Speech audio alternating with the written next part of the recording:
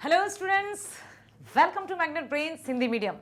मैं लाली वर्मा आप सभी 12वीं कक्षा के विद्यार्थियों का बहुत बहुत स्वागत करती हूं और लेकर आई हूं आज आपके लिए, बेटा ध्यान से सुनिए, CBSE previous year questions with solutions. जी हां, हम चलेंगे इस वीडियो में प्रीवियस ईयर्स कब से कब तक। हम पहले 2022 से शुरू करेंगे और चलेंगे 2013 तक, ताकि आप 2022 से लेकर 2013 तक जो भी आपकी 12वीं बोर्ड परीक्षा में अपठित गद्यांश किस तरह के आए थे, कौन कौन से ऐसे गद्यांश हैं जो शामिल किए गए थे आपकी परीक्षाओं में, क्योंकि सिलेबस वही है, पाठ्यक्रम वही है।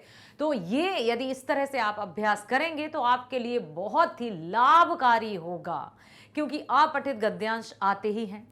तो प्लीज मैं आपसे यही कहूंगी कि बहुत केयरफुली अर्थात ध्यानपूर्वक बने रहना मेरे साथ, ताकि आप सभी गद्यांशों को पढ़कर, सुनकर, समझकर उसमें निहित अर्थ और भाव को समझें, ताकि उसमें जो भी उनसे संबंधित कोई भी प्रश्न किए जाएंगे तो उनके उत्तर आप बहुत अच्छे से लिख पाओगे। मैं बात एक और करना चाहती हूं आपसे कि मैग्नेट ब्रेन्स हिंदी मीडियम में भी आ गए हैं नोट्स सभी सब्जेक्ट के, कक्षा 8वीं से 12वीं तक, तो उनका भी आप लाभ उठाइए।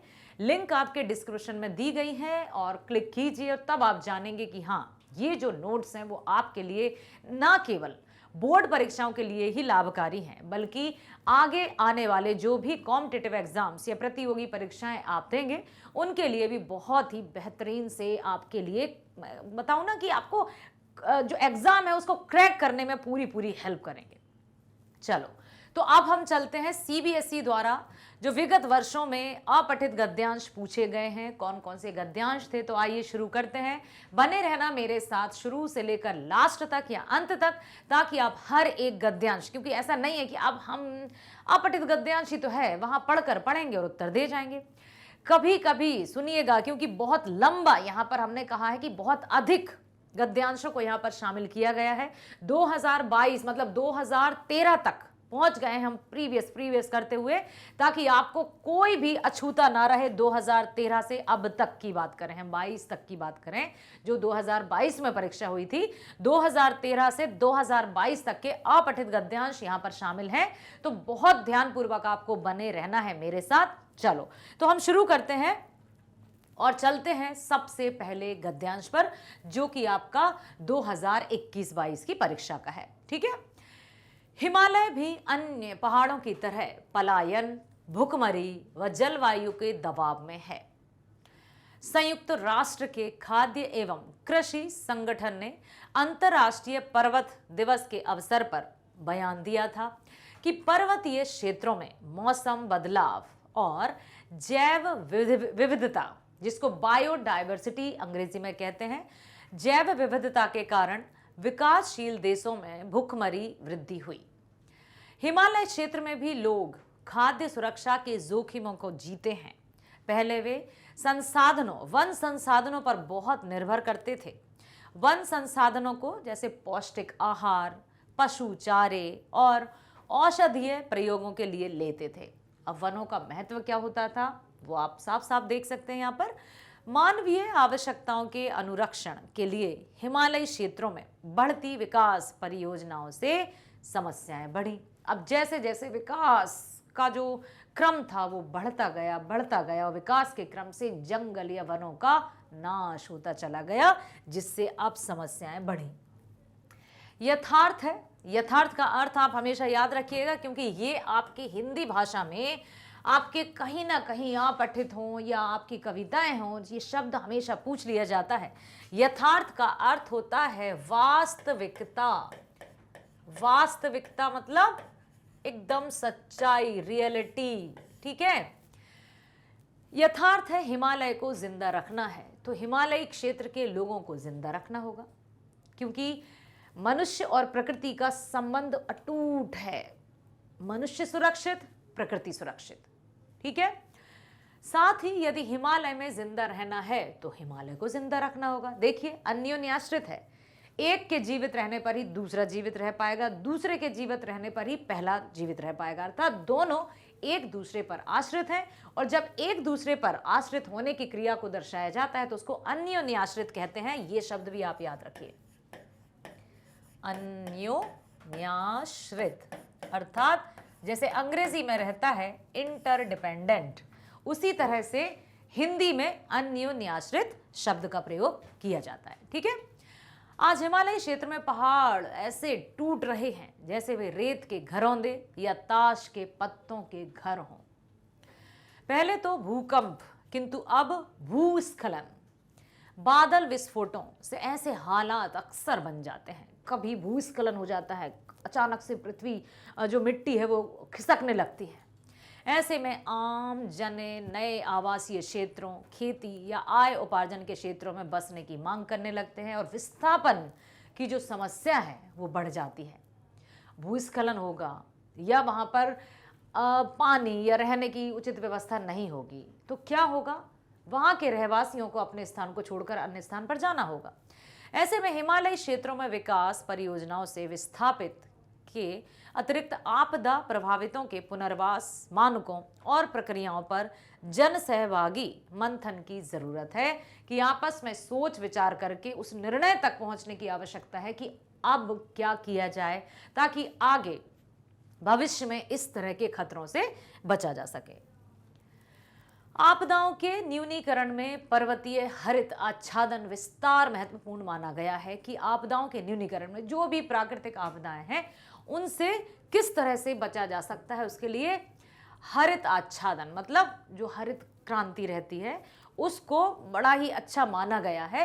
किंतु इस विस्तार को जंगलों की हरितिमा विस्तार तक सीमित नहीं किया जाना चाहिए। जहां पर जंगलों की या वनों की अपनी हरितिमा है, हरियाली छाई है, वहां पर ये वाली योजना काम नहीं आएगी। ऐसा नहीं कहा जा सकता कि एक व्यक्ति के लिए जो उपाय है वो सबके लिए हो जाएगा, क्योंकि हर जगह क्षेत्र या पर्सन टू पर्सन, स्थान या क्षेत्रों के आधार पर यह निर्णय लेना होता है कि कहाँ क्या सही रहेगा।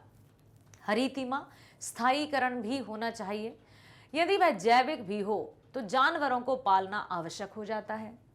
साथ ही साथ जानवरों को पालने में परोक्ष रूप से परिवार भी पलता है। अब जब जानवर पलेंगे तो परोक्ष मतलब क्या होता है? जैसे प्रत्यक्ष और परोक्ष। तो प्रत्यक्ष मतलब डायरेक्ट और परोक्ष मतलब इनडायरेक्ट कह सकते हैं। जमीन का जो बंजर हिस्सा है या भाग है, जमीन का बंजर होना भी रुक जाता है उससे। पलायन मतलब अपने स्थान को छोड़कर दूसरे स्थान पर जाना। तो पलायन और खाद्य असुरक्षा कम करने में ग्रामीणों का योगदान होता है। इसके लिए सरकारों को सुगमकर्ता की भूमिका में आना होगा। हिमालयी राज्यों में नित नए इको सेंसिटिव जोन घोषित होते हैं। इनके अंतर्गत कई प्रतिबंध लग जाते हैं। इन स्थितियों में भी लोगों के यहाँ रहने के और विकास करने के अवसर कैसे बनाए रखे जाएं? इसी के लिए ऐसे क्षेत्रों में जोनल मास्टर प्लान बनाए जाते हैं ताकि इनका सही से विस्तार हो सके। लोगों का कहना है कि इको सेंसिटिव क्षेत्र बनाने के पहले उनकी राय नहीं ली गई। जो वहाँ के रहवासी हैं उनसे ये जानकारी पता चली कि उनसे उनके बारे में कोई राय नहीं ली। जो लोग हिमालय की संवेदनशीलता के ही नाम पर अलग हिमालय नीति की मांग करते हैं, उन्हें हिमालय में बढ़ते इको सेंसिटिव क्षेत्र के संदर्भ में समाधानों की राह बनानी होगी। केवल टकराव से काम नहीं चलेगा कि हमें तो ये करना है, वहाँ हम जानते हैं कि वहाँ के लिए क्या सही होगा। अरे एक बार वहाँ के रहने वाले लोगों से भी तो पूछ लिया जाए कि वो किस तरह से अनुभव करते हैं। हिमालय को केवल पर्यावरण से ही जोड़कर नहीं देखा जा सकता है। हिमालय बचाने के लिए वहाँ रहने और वहाँ रहकर आगे बढ़ने के जोखिम को कम करना भी आवश्यक है कि वहाँ जो रह रहे हैं और आगे जो भविष्य में खतरे उत्पन्न हो सकते हैं उनसे बचने के लिए क्या उपाय किए जा सकते हैं। इसके लिए अंधेरे में ही तीर चलाने और केवल अनुभव से ही सीखने पर भरोसा करने के बजाय आधुनिकतम तकनीक का भी सहारा लिया जाना चाहिए। लेकिन सबसे जरूरी है हिमालय से स्वयं को जोड़कर देखना, अर्थात प्रकृति की नज़र से प्रकृति को देखना। होता क्या है कि हम मनुष्य प्रकृति को भी अपनी नज़रों से देखते हैं कि कहाँ क्या सही होगा, कहाँ क्या होगा, बस उसके हिसाब से हम सब कुछ डिसाइड कर लेते हैं, सब कुछ फैसला ले लेते हैं, निर्णय ले लेते हैं। लेकिन हमें हिमालय से जोड़कर देखना होगा, अर्थात पृथ्वी की नज़र से, प्रकृति की नज़र से हमें उसको देखना होगा कि उसके लिए क्या लाभकारी है। तो अब देखो प्रश्नोत्तर किस तरह से पूछे जाते हैं। पहला है, हिमालय को जिंदा रखना है तो वहां के लोगों को जिंदा रखना होगा, और यदि हिमालय में जिंदा रहना तो हिमालय को जिंदा रखना होगा। इसका आशय क्या है? कहा है हिमालय के अस्तित्व को बचाए रखने के लिए वहां के निवासियों का अस्तित्व आवश्यक है। दूसरा है हिमालय और वहां के निवासी अपने अस्तित्व के लिए अन्योन्याश्रित हैं। जैसा अभी मैंने बताया था आपको कि दोनों एक दूसरे पर इंटरडिपेंडेंट हैं, अन्योन्याश्रित हैं। गा है हिमालयी निवासियों को बचाने के लिए हिमालय का अस्तित्व आवश्यक है। घा है हिमालय और उसके निवासी एक दूसरे से परस्पर जुड़े हुए हैं। अब ये ऐसा लग रहा है कि चारों ही सही हैं, लेकिन बेटा हमें इसमें से एक को चुनना होगा इनमें से। तो इनमें से सही जवाब है हिमालय के अस्तित्व को बचाए रखने के लिए वहां के निवासियों का अस्तित्व भी आवश्यक है। अर्थात हमें प्रकृति को बचाना होगा, तो प्रकृति में पल रहे जीव जंतु अर्थात मनुष्यों जो रह रहे हैं उनके बारे में भी हमें अवश्य सोचना होगा, उनके अस्तित्व को भी हमें बचाना होगा। अगला प्रश्न है हिमालयी क्षेत्रों में पहाड़ ताश के पत्तों की तरह क्यों बिखर रहे हैं? आखिर क्या कारण है? का है बढ़ती प्राकृतिक आपदाओं के कारण, खा है बढ़ती विकास परियोजनाओं के कारण, गा है वन प्रदेश के क्षेत्रफल में कटौती होने के कारण, और अंतिम घा है पर्यावरण के प्रदूषित होने के कारण। आखिर हिमालयी क्षेत्रों में पहाड़ ताश के पत्तों की तरह क्यों बिखर रहे हैं? बताओ इनमें से सबसे सही क्या होना चाहिए? क्या कारण है कि ये स्थिति सामने आ रही है? तो इसका सही है बढ़ती विकास परियोजनाओं के कारण, जो कि आपके गद्यांश में स्पष्ट रूप से दिया था कि विकास के नाम पर क्या क्या हानि पहुंचाई जा रही है, प्रकृति के साथ क्या क्या छेड़छाड़ की जा रही है, उसका साफ साफ यही उदाहरण आपका ये वाला ऑप्शन सही है। अगला प्रश्न है गद्यांश के आधार पर विस्थापित शब्द का अर्थ है। इसका अर्थ जिक्र किया था हमने। का है एक स्थान से हटाकर दूसरी जगह बसाया गया, खा है नए सिरे से बसाया गया, गा है अपने मूल स्थान से हटाया गया, या फिर घा अपने पद से हटाया गया। तो गद्यांश के आधार पर विस्थापित का अर्थ है एक स्थान से हटाकर दूसरे स्थान पर बसाया जाना, उसको विस्थापित कहते हैं। और विस्थापन क्या कहते हैं? जो अपने मतलब प्राकृतिक आपदाओं के कारण या मजबूरी के कारण अपने जो स्थान है उसको छोड़कर दूसरे स्थान पर चले जाते हैं। ठीक है।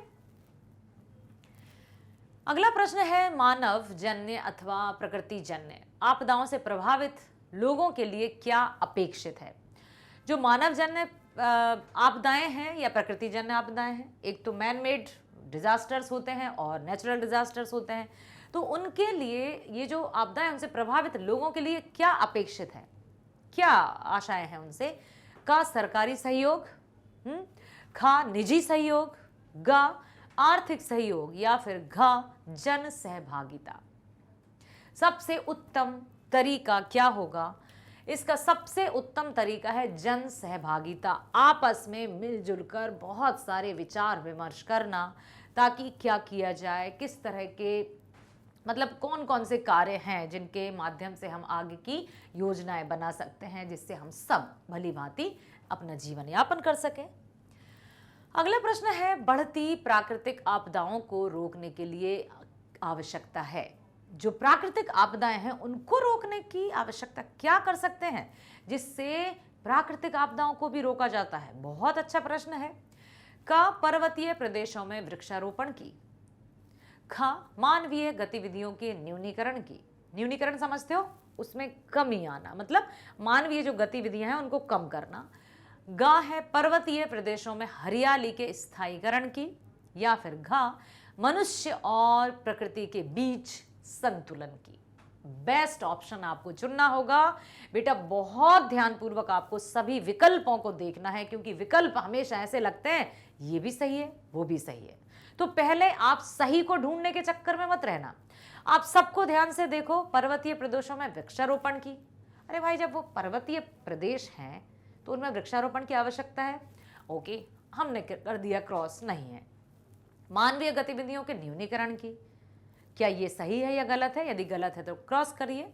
पर्वतीय प्रदेशों में हरियाली के स्थायीकरण की, हाँ बताइए, या फिर मनुष्य और प्रकृति के बीच संतुलन की। तो हमें सबको एक एक करके देखना होगा और करते चलना है। हमें जो लगेगा कि नहीं ऐसा तो नहीं लगता, वही हमारा सही आंसर होगा। अर्थात हम केवल सही के पीछे नहीं भागेंगे, हम सभी विकल्पों को ध्यान से पढ़ेंगे और सबको देखते जाएंगे कि हाँ ये नहीं है, ये नहीं है, ये नहीं है। चारों को देखना है पहले, उसके बाद हमें अपने आप सही आंसर मिल जाता है।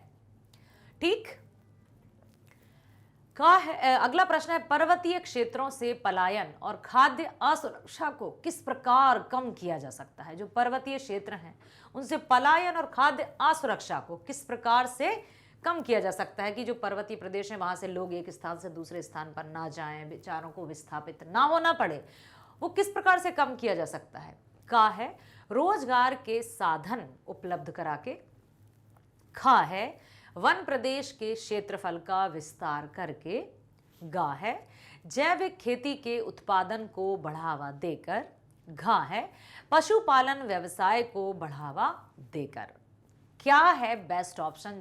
जैसा कि अभी मैंने बताया कि हमें हर एक विकल्प को सही से पढ़ना है कि पर्वतीय क्षेत्रों से पलायन और खाद्य असुरक्षा को किस प्रकार कम किया जा सकता है, बताइए। तो इसका सही जवाब है पशुपालन व्यवसाय को बढ़ावा देकर। ठीक है, जब पशुपालन, जो पशुपालन, अब बताइए क्यों ऐसा कहा है कि भाई पशुपालन से ये सब कम किया जा सकता है। जहां पर पशु अधिक रहते हैं वहां वनों की भी आवश्यकता रहती है पशुओं के चरने के लिए, तो वहां वनों की भी सुरक्षा रहेगी, प्राकृतिक आपदाओं से बचा जा सकता है। जहां जो पशुपालन है या पालतू जानवर नहीं, उनको तो क्या करना है, ठीक है, बस यहाँ से ये हटा दिया जाए, काट दिए जाए और अच्छी सी बिल्डिंग का निर्माण कर दिया जाए, फैक्ट्री का निर्माण कर दिया जाए। तो जब जैसे किस कृषि या कृषकों की बात करें, हम गाँव की बात करें, तो उनका जो जीवन था वो अधिकतर किस पर निर्भर कर था, खेती पर। खेती, जंगल, वन, ये सब उनके लिए अनिवार्य था। इसलिए जब प्रदूषण भी नहीं था, वृक्षों की ज्यादा कटाई भी नहीं थी, जिसके कारण जो संतुलन एकदम बना रहता था, तो यही सबसे उचित विकल्प है। अगला प्रश्न है, हिमालयी क्षेत्रों में बढ़ती खाद्य असुरक्षा का क्या कारण है। क्या हुआ कि हिमालय में खाद्य असुरक्षा बढ़ती जा रही है। का है वन संसाधनों की कमी। खा दिनों दिन बढ़ती प्राकृतिक आपदाएं। गा जलवायु परिवर्तन, या फिर घा शहरी लोगों का आगमन। हिमालयी क्षेत्रों में बढ़ती खाद्य असुरक्षा का है दिनों दिन बढ़ती प्राकृतिक आपदाएं, और प्राकृतिक आपदाओं के पीछे या बढ़ती हुई प्राकृतिक आपदाओं के पीछे भी कारण क्या है, कि मनुष्य प्रकृति के साथ मित्रवत व्यवहार अब नहीं कर रहा है, अपने स्वार्थ में इतना अंधा हो चुका है कि वो प्रकृति को क्षति पहुंचाता जा रहा है, जिसका परिणाम, दुष्परिणाम हम सबको भुगतना पड़ रहा है। अगला प्रश्न है, हिमालयी क्षेत्रों का दोहन क्यों किया जा रहा है। जो हिमालय के क्षेत्र हैं उनका दोहन क्यों किया जा रहा है। कहाँ है वहां के लोगों की आवश्यकता को पूरा करने के लिए। खा पर्यटन को बढ़ावा देने के लिए। गा मानवीय आवश्यकताओं को पूरा करने के लिए। घा मानवीय आवश्यकताओं की रक्षा और विकास करने के लिए। तो हिमालयी क्षेत्रों का दोहन इसलिए किया जा रहा है क्योंकि मानवीय आवश्यकताओं की रक्षा और विकास करने के लिए उनका दोहन किया जा रहा है। अधिक दोहन मतलब उनका इतना नहीं, आवश्यकता की पूरी नहीं करना है, लालसाओं की पूरी करना है। भाई लालच का तो कोई इलाज ही नहीं है, कोई भी किसी लालची मन को कभी भी संतुष्ट नहीं कर सकता है। आज इतना है तो कल इतना, तो परसों इतना, और वो बिल्कुल विकराल रूप धारण कर लेता है, दुष्परिणाम ये हो जाता है। अगला प्रश्न है, हिमालयी राज्यों में नित नए नए इको सेंसिटिव जोन, पर्यावरण संवेदी क्षेत्र क्यों घोषित किए जा रहे हैं। हमने पढ़ा था गद्यांश में। तो देखो, कहाँ है बढ़ती प्राकृतिक आपदाओं के कारण। खा है वहां के जनजीवन की सुरक्षा के कारण। गा है वहां के प्राकृतिक धरोहर की रक्षा करने के लिए, या फिर वहां के प्राकृतिक सौंदर्य की रक्षा करने के लिए। तो हिमालयी राज्यों में जो नए नए इको सेंसिटिव जोन का निर्माण किया जा रहा है, घोषित किए जा रहा है, आखिर उनके पीछे कारण क्या है। बढ़ती प्राकृतिक आपदाओं के कारण ये किया जा रहा है, क्योंकि प्राकृतिक आपदाएं बहुत बढ़ रही हैं और उसके लिए ये सब आवश्यक है। अगला प्रश्न है, हिमालय को बचाने के लिए आवश्यक है। हिमालय को किस तरह से बचाया जा सकता है? का हिमालय से स्वयं को जोड़ना, याद कीजिए गद्यांश हमने कुछ पढ़ा था। खा है आधुनिक तकनीक का सहारा लेना, गा है अनुभव से काम लेना, या फिर घा नव निर्माण पर रोक लगाना। तो ये आधुनिक तकनीक का सहारा कतई नहीं, अनुभव से काम लेने से भी काम नहीं चलेगा, नव निर्माण पर रोक लगाना ये भी नहीं लगता है। हाँ बिल्कुल ये लगता है कि हिमालय से स्वयं को जोड़ना होगा। अब देखते हैं भाई, डर तो लग रहा है। टिक टिक 1 टिक टिक 2, आइए चेक करते हैं। और यही सही है कि हिमालय को बचाने के लिए हमें स्वयं को हिमालय से जुड़ना होगा, अर्थात हमें अपनी ही तरह हिमालय को जोड़ना होगा, खुद में लाना होगा। यदि हमारे एक अंग की तो छोड़िए, एक इतना सा हिस्सा यदि सुई भी चुभाई जाती है ना, तो उसमें भी हमें दर्द होता है। उसी तरह से हिमालय को क्षति से बचाना है तो हिमालय के साथ हम स्वयं को जुड़ना होगा। चलते हैं बेटा दूसरे गद्यांश की तरफ, जो है 21-22 का ही। पानी की कमी एक सार्वभौमिक समस्या है। यह हमारे ग्रह के सभी जिम्मेदार नागरिकों द्वारा संयुक्त रूप से निपटने के लिए है। हमें न केवल अपने लिए बल्कि अपनी आने वाली पीढ़ियों के लिए भी जल संरक्षण की जरूरत है। पृथ्वी को नीला ग्रह कहा जाता है क्योंकि यह ब्रह्मांड का एकमात्र ज्ञात ग्रह है जहां पर्याप्त मात्रा में प्रयोग करने योग्य पानी मौजूद है। आपने पढ़ा है बहुत अच्छे से। पृथ्वी की सतह के स्तर पर लगभग 71% पानी है।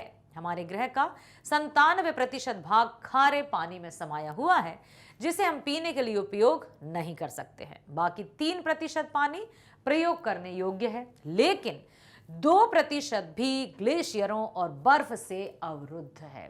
3% था मुश्किल से, 100 में से मात्र 3, उसमें से 2% ग्लेशियर्स के कारण अवरुद्ध हो गया। बचा कितना?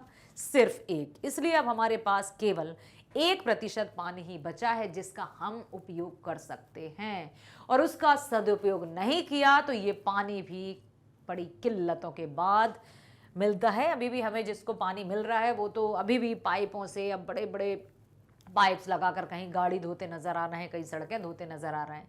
यदि रेगिस्तान राजस्थान की बात की जाए तो वहाँ आज भी पानी को, जो कुइयों का नाम सुना होगा आपने, एक 12th में ही आपके पाठ्य पुस्तक में है ना कि राजस्थान की रजत बूंदें, 11th में था शायद। तो किस तरह से पानी का या जल संरक्षण किया जाता है वो वही समझ सकते हैं। हाल ही के निष्कर्षों के अनुसार यह पता चला है कि लगभग 25% शहरी आबादी की पीने के पानी तक पहुंच नहीं है। इसके अतिरिक्त यह भी पाया गया है कि 40 लाख से अधिक लोग पानी से संबंधित बीमारियों के कारण मर रहे हैं। प्रदूषित पानी, हम बॉटल्स, हम पैक्ड एकदम वाटर ले रहे हैं कि ये तो प्योर वाटर है, लेकिन उसमें कितने केमिकल्स हैं या कितना क्या किस तरह से उसको लाया जा रहा है और हम उसका सेवन कर रहे हैं, और जिससे जो बीमार हो रहे हैं और मर भी रहे हैं। विकासशील देश अस्वच्छ और गंदे पानी से होने वाली बीमारियों से बेहद ग्रस्त हैं। भारत में भी विभिन्न जल जनित रोगों से पीड़ित लोगों की संख्या काफी अधिक है। इससे भारतीय अर्थव्यवस्था पर प्रतिकूल प्रभाव पड़ा है। अर्थव्यवस्था भी चरमरासी गई है। प्रतिकूल और अनुकूल दोनों के विलोम शब्द हैं। अनुकूल मतलब हमारे अनुसार, प्रतिकूल मतलब उल्टा। किए गए एक अध्ययन के अनुसार यह बताया गया है कि राजस्थान में लड़कियों को पानी लाने के लिए लंबी दूरी तय करनी पड़ती है। इससे स्पष्ट है कि पानी की कमी भारत और अन्य विकासशील देशों में कुछ सामाजिक समस्याओं का कारण है, और जहां पर समस्या नहीं है वहां पर पानी का ऐसा दुष्प्रयोग किया जा रहा है कि बर्बाद किया जा रहा है। हाल के कुछ वर्षों में पानी के उपयोग के लापरवाह तरीके से दुनिया के विभिन्न हिस्सों में पानी की कमी हो गई है। यह अनुमान है कि दुनिया में 1 अरब से अधिक लोग अपने अस्तित्व के लिए इस 1% स्वच्छ पेयजल पर निर्भर हैं। इससे स्पष्ट होता है कि हमें पानी का विवेकपूर्ण उपयोग करने की आवश्यकता है। विवेकपूर्ण मतलब बुद्धिमत्ता के साथ हमें जल का उपयोग करना होगा, सदुपयोग करना होगा, ताकि अन्य लोगों को पानी की कमी का सामना ना करना पड़े। यहीं पर जल संरक्षण की जरूरत आती है। जल के बिना पृथ्वी पर जीना संभव नहीं है, तभी तो जल ही जीवन है। ये कोई अतिशयोक्ति नहीं है, वास्तविकता है। पृथ्वी पर जीवन को बनाए रखने के लिए पानी का संरक्षण अत्यंत महत्वपूर्ण नहीं अनिवार्य है। पानी को कई तरह से बचाया जा सकता है। अब हम एक एक व्यक्ति पानी के संरक्षण पर ध्यान देगा तो बहुत कुछ हो सकता है। पानी के संरक्षण के अनेक तरीके हैं। जल संरक्षण का सबसे सरल तरीका वर्षा जल संचयन है। वर्षा के जल को एकत्रित करके सुरक्षित रखना। हम वर्षा जल को संरक्षित कर सकते हैं और उस पानी का उपयोग हमारी दैनिक गतिविधियों में किया जा सकता है ना। बहुत सारे काम रहते हैं, बर्तन धोने, कपड़े धोना, बहुत सारा। अपने जो वॉशरूम्स है उसमें कितना सारे पानी की आवश्यकता होती है, तो उस पानी का हम यहाँ पर उपयोग कर सकते हैं। शुद्धिकरण के बाद पीने के लिए भी वर्षा का जल उपयोग किया जा सकता है। हमें पता होना चाहिए कि अपने दैनिक जीवन में पानी की बचत कैसे करें ताकि निकट भविष्य में हमें पानी की कमी का सामना ना करना पड़े और भावी पीढ़ी को भी पर्याप्त मात्रा में पानी प्राप्त हो सके। जल संरक्षण के लिए बस हमें अपनी दैनिक गतिविधियों में कुछ सकारात्मक परिवर्तन लाने होंगे। पानी बचाना जीवन बचाने के बराबर है, तो आइए हम अपनी पृथ्वी को रहने योग्य, सुरक्षित और सुंदर जगह बनाने की प्रतिज्ञा करते हैं। चलो अब हम चलते हैं इसी के प्रश्नोत्तरों की तरफ। विकल्प दिए गए हैं। पहला प्रश्न है, जल संरक्षण का क्या अर्थ है? ध्यान पूर्वक पढ़िएगा। पहला है का, जल को सुरक्षित रखना ही जल संरक्षण का अर्थ है। खा, जल को बचाना। गा, जल का उपयोग करना। घा, जल को संभाल कर रखना। अब देखो, आप चारों ही ऑप्शंस ऐसे लग रहे हैं कि ये तो सभी सही हैं, लेकिन आप देखो कहीं पर भी ये नहीं दिया है कि उपयुक्त तीनों या उपयुक्त दोनों या सभी विकल्प सही हैं। नहीं दिया ना। इसका अर्थ क्या हुआ कि जल संरक्षण का इनमें से कोई एक ही है जो कि सही है। बताइए, जल को सुरक्षित रखना, जल को बचाना, जल का उपयोग करना, जल को संभाल कर रखना। सबसे जल संरक्षण का अर्थ है जल को संभाल कर रखना, उसका सही से उपयोग करना, सदुपयोग करना। ठीक है। पृथ्वी की सतह का 3/4 भाग पानी से घिरा होने पर भी पृथ्वी पर पानी की कमी क्यों है? 70% जल है, फिर भी 71%, 3/4। ठीक है। का 97% पानी खारा है। खा, उपलब्ध पानी अस्वच्छ है। गा, पेयजल का 70% पानी ग्लेशियर्स और बर्फ के रूप में है। या फिर घा, प्राप्त पेयजल का केवल 1% स्वच्छ जल के रूप में है। पानी की कमी इसीलिए है क्योंकि प्राप्त पेयजल, जो पीने योग्य पानी है, वो केवल 1% है। इसीलिए पानी की मतलब जल संरक्षण की आवश्यकता है। अगला प्रश्न है, पृथ्वी को नीला ग्रह की संज्ञा क्यों दी गई है? क्या पृथ्वी नीली दिखाई देती है या पानी के कारण?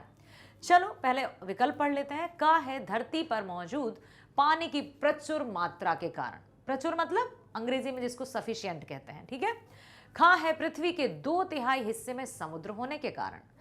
गा है, नदियों और समुद्रों का जल नीला होने के कारण। या फिर घा, अंतरिक्ष से पृथ्वी नीले रंग की दिखाई होने के कारण पृथ्वी को नीला ग्रह कहते हैं। तो सबसे सही विकल्प पता चल गया होगा, धरती पर मौजूद पानी की प्रचुर मतलब सफिशिएंट है पानी, इसलिए पृथ्वी को नीला ग्रह की उपाधि दी गई है। ये आपको पता भी होगा और होना भी चाहिए और रखना ही है। ठीक है। अगला है, हमें पानी का विवेकपूर्ण उपयोग करने की आवश्यकता क्यों है? हमें पानी का जो उपयोग है वो बुद्धि के साथ, बुद्धिमत्ता के साथ क्यों करना चाहिए? कहा दिया है, अब 1 अरब से अधिक की आबादी के अस्तित्व के लिए। खा, भविष्य में आने वाली पीढ़ी के अस्तित्व के लिए। गा, पृथ्वी के अस्तित्व को बचाने के लिए। या फिर घा, जीव जंतु और वनस्पति को बचाने के लिए हमें पानी का उपयोग विवेकपूर्ण तरीके से करना होगा। सही जवाब है भविष्य में आने वाली पीढ़ी के अस्तित्व के लिए। चलते हैं आगे। पानी के संदर्भ में भारतीय अर्थव्यवस्था पर पड़ने वाले प्रतिकूल प्रभाव के समर्थन में कौन सा तर्क उचित है? बेटा प्रश्न को ध्यानपूर्वक पढ़ा करो। इस शब्द की हमने चर्चा भी की थी।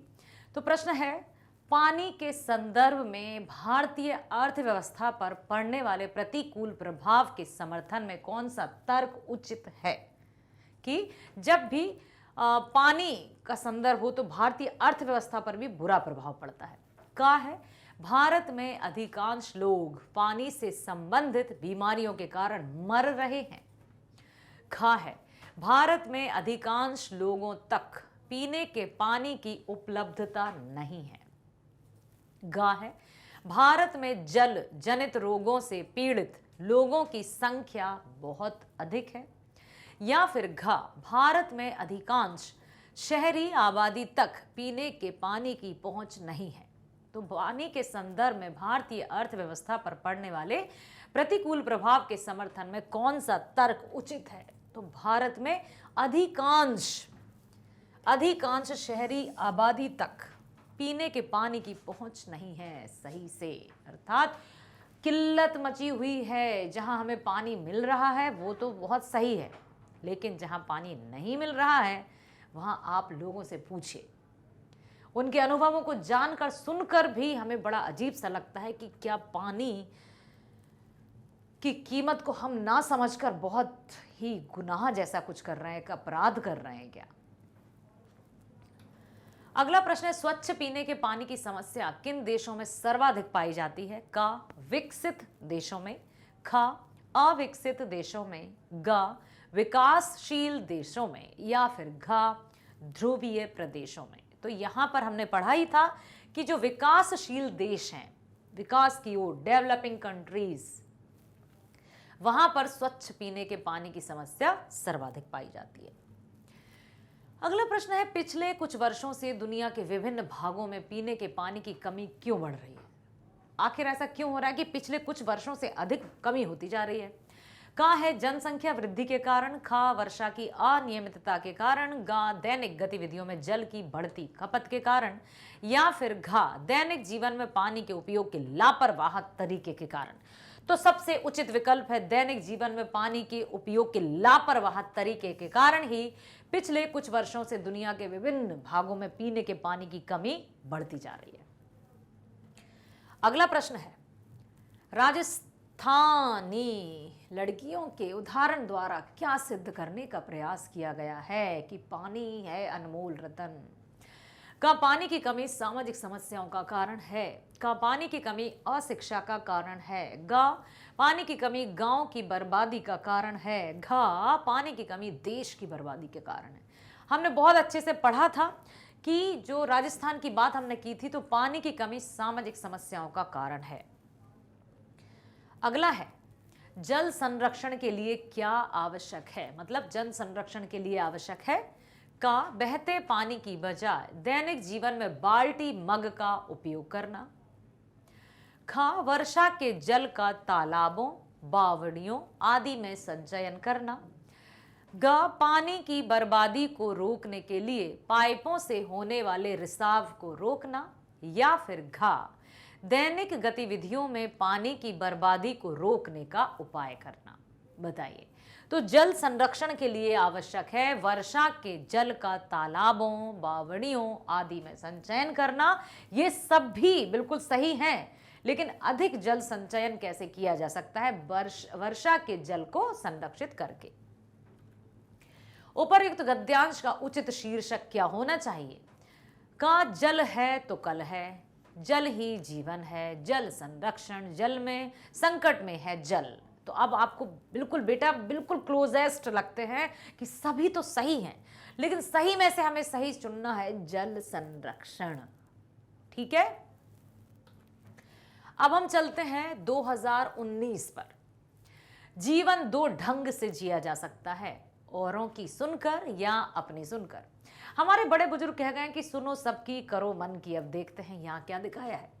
जीवन या तो अनुकरण होता है या स्वस्फूर्त, मतलब या तो हम पद चिन्हों पर चलते हैं या अपने आप से ही हम अपने आप का निर्माण करते हैं। या तो भीतर की रोशनी से कोई चलता है या उधार की। या तो अपने आप में हमें ऊर्जा की लौ अपने मन में जगानी होती है और उस आधार पर हम चलते जाते हैं, या फिर किसी के धक्का पुश करने पर हम चलते हैं। व्यर्थ जीता है क्योंकि जो उधार जीता है उसका जीवन थोथा होगा, मिथ्या होगा, ऊपर ऊपर होगा, लिपा पोता होगा। अर्थात जो सिर्फ और सिर्फ दूसरों के कहे अनुसार ही चलते हैं, सिर्फ उसी पर चल रहे हैं जैसे वो चले थे, तो उनका अपना अस्तित्व बेकार होगा। अर्थात थोथा, थोथा चना बाजे घना, जिसका कोई अस्तित्व ना हो। मिथ्या होगा, ऊपर ऊपर का होगा, खोखला होगा, लिपा पुता होगा। और जो व्यक्ति स्वस्फूर्त जीवन जीता है, अर्थात खुद का निर्माण स्वयं करता है, अस्तित्व ही का निर्माण करता है, अपने कर्म पथ पर अग्रसर होता है, उसके जीवन में सत्य की संभावना है। अनुकरण धर्म नहीं है, यद्यपि वही धर्म बनकर मनुष्य की छाती पर बैठ गया है। मैंने शायद एक और वीडियो में आपको बताया था कि हम किसी की तरह बनना, ये कभी भी नहीं होना चाहिए हमारे मन में कि हमें तो इसकी तरह बनना है, हमें तो उनकी तरह बनना है। बहुत सारी बातें हैं जो हम, जहां से हम छोटे से बच्चे से भी सीख सकते हैं, किसी से भी सीख सकते हैं, जो अनुसरण योग्य है, जो अनुकरणीय है, हमें उसका अनुसरण करना है। इसका मतलब ये नहीं कि हम उसकी तरह बनना है, फिर हम कहाँ हैं, ठीक है। तो अनुकरण धर्म नहीं है, यद्यपि वही धर्म बनकर मनुष्य की छाती पर बैठ गया है। सारी पृथ्वी उन लोगों से भरी है जो दूसरों का अनुकरण कर रहे हैं। उन्हें पता नहीं सत्य क्या है, परमात्मा क्या है, ना कभी पूछा, ना कभी जिज्ञासा की, कोई क्वेश्चन नहीं। अन्वेषण के लिए श्रद्धा चाहिए, स्वयं पर श्रद्धा चाहिए, अर्थात विकास करना है, स्वयं के अस्तित्व का निर्माण करना है तो अपने खुद पर भरोसा रखना होगा। अपने अंदर की जो क्वालिटीज हैं या गुण हैं, खूबियां हैं, उनको तराशना होगा और उन गुणों को बाहर लाकर अपने स्व का निर्माण करना होगा। धर्म के नाम पर हमें दूसरों पर श्रद्धा करने के लिए सिखाया जा रहा है कि ऐसा कीजिए, वैसा कीजिए। स्वयं पर श्रद्धा ही धर्म है, बशर्ते कि हम क्या हैं ये हमें पता है, सत्य क्या है ये हमें पता है, क्या सही है वो हमें पता है, तो बस अपने आप को उसी धर्म पर चलाइए, ना कि किसी की तरह। लेकिन स्वयं पर श्रद्धा अग्नि से गुजरने जैसी होती है, बहुत कठिन होता है। स्वयं पर श्रद्धा पाने के लिए पहला कदम नास्तिकता है, आस्तिकता नहीं। अब यहां पर बेटा मैं बताना चाहूंगी कि आस्तिक होना कोई पाप नहीं है और नास्तिक होना भी कोई गुनाह नहीं है। समझ रहे हो आप कि ये भी कोई गुनाह नहीं है, वो भी कोई पाप नहीं है, तो फिर क्यों नास्तिक होना, मतलब आस्तिक होना क्या कोई पाप है? बिल्कुल नहीं है। लेकिन आस्तिक होना है, लेकिन अंधविश्वासी नहीं होना है, बस ये ध्यान रखिएगा। दूसरे का अनुकरण सस्ता है, सुगम है, ना कहीं जाना है, ना कुछ खोजना है, ना कुछ दांव पर लगाना है, बस बासी बातों को मानते जाओ और भेड़ चाल चलते जाओ। भीड़ जो कहे उसको स्वीकार कर लेना है। प्रभाव से जो जीता है वही जीता ही नहीं है, सारी दुनिया करीब करीब प्रभाव से जीती है। तुम जिसके प्रभाव में पड़ गए उसके ही रंग में रंग जाते हो। मुझे उसके जैसे कपड़े चाहिए क्योंकि उसने वो ड्रेस पहनी है, मुझे उसकी तरह पेन, सामान, मोबाइल्स, गाड़ी, ये सब मुझे उसकी तरह चाहिए क्योंकि उसके पास है। फिर हमने हमारा अस्तित्व शून्य कर दिया। हमें किसी की तरह कुछ नहीं चाहिए, हमें जो ज़रूरत है, हमारे लिए जो आवश्यक है, हमें वो चाहिए। वो होता है अपने अस्तित्व का निर्माण। तुम्हारी कोई निजता नहीं है क्या? तुम्हारा अपने भीतर कोई स्वयं का बोध नहीं है कि तुम सोचो, विचारो, विमर्श करो और खुद निर्णय लो? क्या तुम कॉपी कैट हो? क्या तुम हमेशा पिछलग्गू बने चलते रहोगे? अपने स्व का निर्माण करो, अपने अस्तित्व का निर्माण करो, उसी से तुम्हारी पहचान है। कर्म तुम्हें बांधेगा अगर अनासक्त ना हो, और कर्म अनासक्त तभी होता है जब ध्यान से आविर्भूत होता है, और ध्यान अनुकरण नहीं है। ध्यान स्वभाव में ठहर जाने का नाम है, ध्यान स्वभाव में रम जाने का नाम है। तुम्हारा ज्ञान भी तभी तुम्हारा ज्ञान होगा जब तुम्हारे भीतर से जगेगा। भीतर से एक जिज्ञासा आनी चाहिए, एक जोश, जुनून और एक विश्वास की लहर आनी चाहिए। फिर देखो, कहते हैं ना, जब खुद पर यकीन रखो और एक उस पर यकीन रखो, बस यही काफी है आगे बढ़ने के लिए। अगर किसी को स्वभाव की तलाश करनी हो तो जो दूसरों ने सिखाया हो उसको सब विलक कर दो। उसमें कई बातें बड़ी हीरे जवाहरात जैसी लगेंगी, दिल करेगा कि बचा लें, मगर जो उधार का है वह हीरा भी हो तो भी नकली है। हमारे पास अपना क्या है वही सबसे असली है। चलो तो चलते हैं प्रश्नोत्तर की ओर। जीवन जीने के ढंग से आप क्या समझते हैं, इसके क्या क्या ढंग बताए गए हैं? तो अब प्रश्न पूछे गए हैं, उत्तर देने होंगे। इसी तरह से 2019 में अपठित गद्यांश आए थे। ठीक है, जीवन जीने के ढंग से हम समझते हैं कि जीवन स्वतः निर्भर होकर जीना चाहिए, दूसरे पर निर्भर होकर नहीं। इसके जीने के दो ढंग बताए गए हैं, औरों की सुनकर या अपनी सुनकर। जो उधार जीता है व्यर्थ जीता है। कैसे?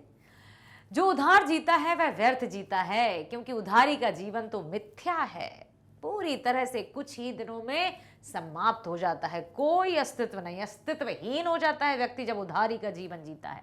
उधारी का जीवन बनावटी होता है, इसमें सत्य की तनिक भी संभावना नहीं होती। आशय स्पष्ट कीजिए, प्रभाव से जो जीता है वह जीता ही नहीं है, अर्थात अमर हो जाता है, जाने के बाद भी वो यहां रहता है। प्रभाव से जो जीता है वह जीता ही नहीं है का आशय यह है कि प्रभाव से जीने वाले व्यक्ति के जीवन में स्वयं की कुछ निजता ही नहीं रह जाती है, वह दूसरों के प्रभाव में आकर ही अपना संपूर्ण जीवन जीता है। ओके, जो मतलब अनुकरण करके जीते हैं, जो खुद का जिनमें अस्तित्व नहीं होता है, उनकी बात पूछी गई है। उसके भीतर अपना कुछ भी नहीं रह जाता, ना अपने विचार, ना अपनी सोच, ना अपने निर्णय, जो चल रहा है बासा भोजन करते जाना, बस वही है। इसलिए कहा गया कि प्रभाव से जीने वाला जीता नहीं है। अन्वेषण और अनुकरण में क्या अंतर है? बहुत अच्छा प्रश्न है। अन्वेषण एक प्रकार की खोज है, इन्वेंशन है, एक नहीं कि कैसे, कब, कहां, क्यों, कितना, कौन, ये सारे प्रश्नों का जवाब अन्वेषण देता है। और अनुकरण क्या करता है? और ये जो अन्वेषण है इसका मार्ग कठिन है, क्योंकि हमें कुछ कौन, कहां, क्यों, कैसे, कब, कितना, ये सब नहीं जानना है यार। अनुकरण कर लो ना, जैसा वो कर रहा है वैसा कर लो, बस शून्य। अन्वेषण का मार्ग नास्तिकता पर आधारित है, जबकि अनुकरण दूसरों की नकल पर आधारित है। जो दूसरों पर निर्भर करता है वह सुगम और सस्ता मार्ग होता है, और अधिकतर लोग सुगम और सस्ता मार्ग चुनते हैं, लेकिन कठिन को अपनाना है। देखो कैसे सस्ते मार्ग को चुनते हैं। एक और मैं बात बताऊं तो व्यवहार में व्यग्रता, क्रोध सरल है, सब अपना लेते हैं। शांति, धैर्य, कूल एंड काम रहना कठिन है, इसको बहुत कम लोग अपनाते हैं, ये अपनाना है। लेखक निजता को महत्वपूर्ण क्यों मानता है? कि निजता क्या है? लेखक निजता को इसलिए महत्वपूर्ण मानता है क्योंकि निजता के बिना मनुष्य के भीतर स्वयं का बोध ही नहीं होता। निजता के बिना व्यक्ति स्वयं सोचने, विचारने, विमर्श करने तथा निर्णय लेने में समर्थ नहीं होता, क्योंकि उसका अपना कोई वजूद ही नहीं होता। कर्म कब बांधता है? तो कर्म तब बांधता है जब हम अनासक्त ना हो, अर्थात जब हमारा सांसारिक सुखों से लगाव ना हो, तभी कर्म हमें बांध देता है। गद्यांश का उपयुक्त शीर्षक लिखिए। तो प्रस्तुत गद्यांश का उपयुक्त शीर्षक है स्वस्फूर्त जीवन, अर्थात उत्तम जीवन। खुद का निर्णय खुद को लेना है, एक इंसान की भांति जीवन जीना है, ना कि एक पशु की तरह कि जो वो कर रहा है, नहीं कि एक पड़े ते ही गड्ढे में, एक जैसे कोई भेड़ बकरी है जो एक गड्ढे में गिरती तो सब उसके पीछे गड्ढे में धड़ाधड़ गिरती जाती हैं। मनुष्य हैं भाई, अपने तरीके से जीवन जीना है हमें। चलते हैं अगले गद्यांश की ओर। 20वीं शताब्दी में भारत ने ब्रिटिश साम्राज्यवादी उपनिवेशवादी व्यवस्था को अपने ऊपर से उतार फेंका। महात्मा गांधी की प्रेरणा से भारतीय जनता ने एक नए ढंग का संघर्ष कर अपनी स्वाधीनता प्राप्त की। गांधी जी ने राजनीतिक संघर्ष के साथ साथ सामाजिक और सांस्कृतिक व्यवहार के विरुद्ध संघर्ष को भी स्वाधीनता संग्राम से जोड़ दिया। उनके लिए राजनीतिक और प्रशासनिक भेदभाव के खिलाफ लड़ना जितना महत्वपूर्ण था, उतना ही महत्वपूर्ण था सामाजिक और धार्मिक ढांचे के भीतर के भेदभाव के विरुद्ध खड़ा होना। अपनी आत्मकथा में गांधी जी ने लिखा है, ऐसे व्यापक सत्यनारायण के प्रत्यक्ष दर्शन के लिए प्राणी मात्र के प्रति आत्मवत मतलब अपने समान प्रेम की भारी जरूरत है। ठीक है, जो हमें सुरक्षित रखना है उसके प्रति हमें अपने, जैसे हम स्वयं की रक्षा, सुरक्षा और प्रेम करते हैं ना, वैसा ही हमें उसकी रक्षा करनी होगी। इस सत्य को पाने की इच्छा करने वाला मनुष्य जीवन के एक भी क्षेत्र से बाहर नहीं रह सकता। यही कारण है कि मेरी सत्य पूजा मुझे राजनैतिक क्षेत्र में घसीट ले आई। गांधी जी के सत्य के प्रयोग आपने देखा ही है, पढ़ा होगा, पढ़िएगा जरूर। जो कहते हैं कि राजनीति से धर्म का कोई संबंध नहीं है, मैं निसंकोच होकर कहता हूं कि ये धर्म को नहीं जानते, और मेरा विश्वास है कि ये बात कहकर मैं किसी तरह विनय की सीमा को लांघ नहीं रहा हूं। मैं ये नहीं कह रहा हूं कि जो सामने वाले सोचते हैं उनके प्रति मैं उद्दंडता का परिचय दे रहा हूं, अर्थात मैं विनय पूर्वक ये कहता हूं क्या कहा है कि जो कहते हैं कि राजनीति से धर्म का कोई संबंध नहीं है। तो गांधी जी ने क्या कहा, मैं निसंकोच होकर कहता हूं कि धर्म को नहीं जानते, और मेरा विश्वास है कि यह बात कहकर मैं किसी तरह से विनय या विनम्रता की सीमा को नहीं लांघ रहा हूं। आज राजनीति को धर्म से अलग मानने वालों को गांधी जी की यह बात जरूर सुननी चाहिए, जो अक्सर सोचते हैं कि राजनीति और धर्म दोनों अलग अलग हैं। वो बात अलग है कि विचारों की मतभेद होने से या विचारों की या अहम की प्रवृत्ति या स्वार्थी प्रवृत्ति ने अब राजनीति को पूरी तरह से बदल दिया। लेकिन आज भी मैं कहूंगी कि हर राजनेता एक सा नहीं होता। कुछ नेता हैं जो वास्तविक रूप में जनता के हित के लिए हमेशा कार्य करते हैं। अपने इसी विश्वास के कारण गांधी जी ने सामाजिक और धार्मिक ढांचे के भीतर समानता के संघर्ष को प्रमुखता से आगे बढ़ाया, क्योंकि ये जानते थे कि केवल राजनीतिक मुक्ति से उनके सपनों का भारत नहीं बनेगा। उनका मानना था कि करोड़ों वंचित क्या होते हैं बेटा, बेदखल बेचारे जिनके पास कुछ नहीं है, कि सामाजिक आर्थिक मुक्ति की स्वाधीन भारत की पहचान होनी चाहिए। अब आया है कि गद्यांश को पढ़कर उपयुक्त शीर्षक लिखना है। तो गद्यांश का उपयुक्त शीर्षक है स्वाधीनता की पहचान, सामाजिक आर्थिक मुक्ति। 20वीं शताब्दी में भारत में क्या बड़ी घटना हुई? तो 20वीं शताब्दी में भारत में यह घटना घटी कि भारतवासियों ने ब्रिटिश साम्राज्यवादी उपनिवेशवादी व्यवस्था के विरुद्ध खड़े होकर उससे लड़कर स्वयं को मुक्त कर लिया। 20वीं शताब्दी स्वर्णिम शताब्दी। महात्मा गांधी के लिए सामाजिक सुधारों के लिए संघर्ष क्यों महत्वपूर्ण था? तो बापूजी ने या महात्मा गांधी के लिए सामाजिक सुधारों के लिए संघर्ष इसलिए महत्वपूर्ण था क्योंकि उनका मानना था कि राजनीतिक और प्रशासनिक भेदभाव के विरुद्ध लड़ना जितना महत्वपूर्ण था, उतना ही महत्वपूर्ण सामाजिक और धार्मिक ढांचे के भीतर के भेदभाव का विरोध करना भी था। लोगों की यह मानसिकता थी कि धर्म और राजनीति दोनों अलग हैं, विपरीत हैं। लेकिन गांधी जी का यह मानना था कि धर्म और राजनीति एक ही हैं। धर्म की राह पर चलकर ही उन्हें राजनीति में आने की आवश्यकता आन पड़ी और वे राजनीति में गए और ये सब भारत को आजादी मिली। गांधी जी ने सत्यनारायण के दर्शन की पात्रता क्या मानी थी और क्यों? तो गांधी जी ने सत्यनारायण के दर्शन की पात्रता प्राणी मात्र के प्रति आत्मवत प्रेम को माना था कि जब हम एक दूसरे से प्रेम करते हैं वही सबसे बड़ी आस्था है, क्योंकि इस सत्य को पाने की इच्छा रखने वाला व्यक्ति जीवन के किसी भी क्षेत्र से बाहर नहीं रह सकता। कौन लोग धर्म को नहीं जानते, उनके प्रति गांधी जी ने ऐसी धारणा क्यों बनाई? गांधी जी के अनुसार जो व्यक्ति कहते हैं कि राजनीति से धर्म का कोई संबंध नहीं है, अर्थात जिनको लगता है कि धर्म और राजनीति दोनों अलग है, वे धर्म को नहीं जानते। उनके प्रति गांधी जी ने ऐसी धारणा इसलिए बनाई क्योंकि उनका मानना था कि मेरी सत्य पूजा अर्थात धर्म ही मुझे राजनीतिक क्षेत्र में लेकर आई है। मेरी जो सत्य की पूजा है, कर्म के प्रति चाह है, वही मुझे राजनीति में लेकर आई है। इसलिए उनका मानना था कि राजनीति से धर्म का संबंध है और राजनीति और धर्म एक जैसे ही हैं। ठीक है। गांधी जी के विचार से स्वाधीन भारत की पहचान क्या होनी चाहिए? स्वाधीन भारत, गांधी जी के विचार से स्वाधीन भारत की पहचान करोड़ों वंचितों की सामाजिक आर्थिक मुक्ति होनी चाहिए। जो वंचित हैं, जो बेदखल हो गए हैं, जिन्हें अपने ही घरों से बेघर कर दिया है, ऐसे लोगों की सामाजिक और आर्थिक मुक्ति होनी चाहिए, अर्थात उन्हें सब कुछ मिलना चाहिए। अब गद्यांश के आधार पर लिखिए कि स्वाधीनता की व्यापक पहचान क्या होनी चाहिए और क्यों।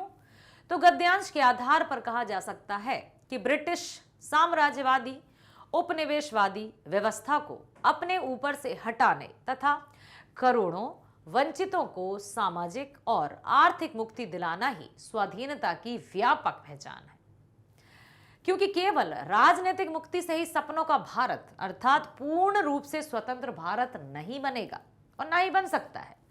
इसके लिए राजनीतिक के साथ साथ सामाजिक एवं आर्थिक मुक्ति भी आवश्यक है, तभी जाकर सपनों का भारत बन पाएगा।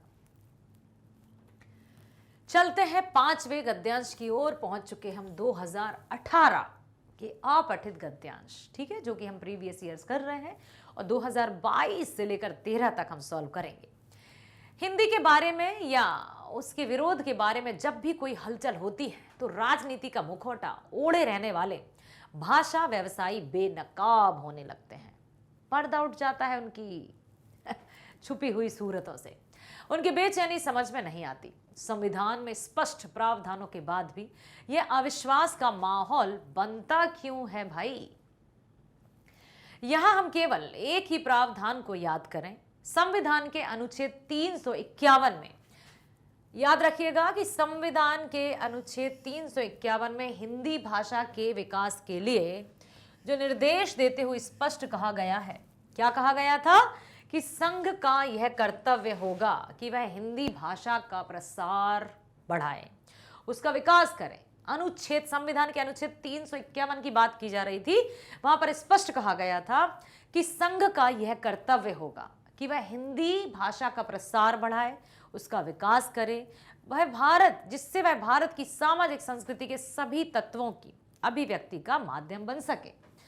हिंदी का सबका कर्तव्य है कि हिंदी भाषा का प्रसार बढ़ाए, उसका विकास करे, जिससे वह भारत की सामाजिक संस्कृति के सभी तत्वों की अभिव्यक्ति का माध्यम बन सके और साथ ही साथ उसकी प्रकृति में हस्तक्षेप किए बिना हिंदुस्तानी और 8वीं अनुसूची में विनिर्दिष्ट भारत की अन्य भाषाओं के प्रयुक्त रूप, शैली और पदों को आत्मसात करते हुए जहां आवश्यक या वांछनीय हो वहां उसके शब्द भंडार के लिए मुख्यतः संस्कृत से और गौड़तः अन्य भाषाओं से शब्द ग्रहण करते हुए उसकी समृद्धि सुनिश्चित करें। अर्थात हिंदी भाषा की समृद्धि, हिंदी भाषा में समृद्धता लाने के लिए गांधी जी ने उक्त वचन कहे। और साथ ही साथ यहाँ पर संविधान में लिखा है, अनुच्छेद 351 में स्पष्ट रूप से लिखा हुआ है कि हिंदी भाषा के प्रसार के लिए हमें उसका विकास करना होगा, बढ़ाना होगा, सामाजिक संस्कृति के प्रति, उसके प्रति सम्मान की भावना लानी होगी, किसी भी तरह से उसमें हस्तक्षेप नहीं करना है। साथ ही साथ यदि अन्य भाषाओं की आवश्यकता पड़े उसमें शामिल करने की तो बिल्कुल स्वागत है, यही कहा गया है इसमें। यही सब देखकर हिंदी के विषय में अक्सर यह लगने लगता है जैसे संविधान के संकल्पों का निष्कर्ष कहीं खो गया है और हम निर्माताओं के आशय से कहीं दूर भटक गए। सहज ही मन में ये प्रश्न उठते हैं कि क्या हमने संविधान के सपनों को साकार करने के लिए क्या किया?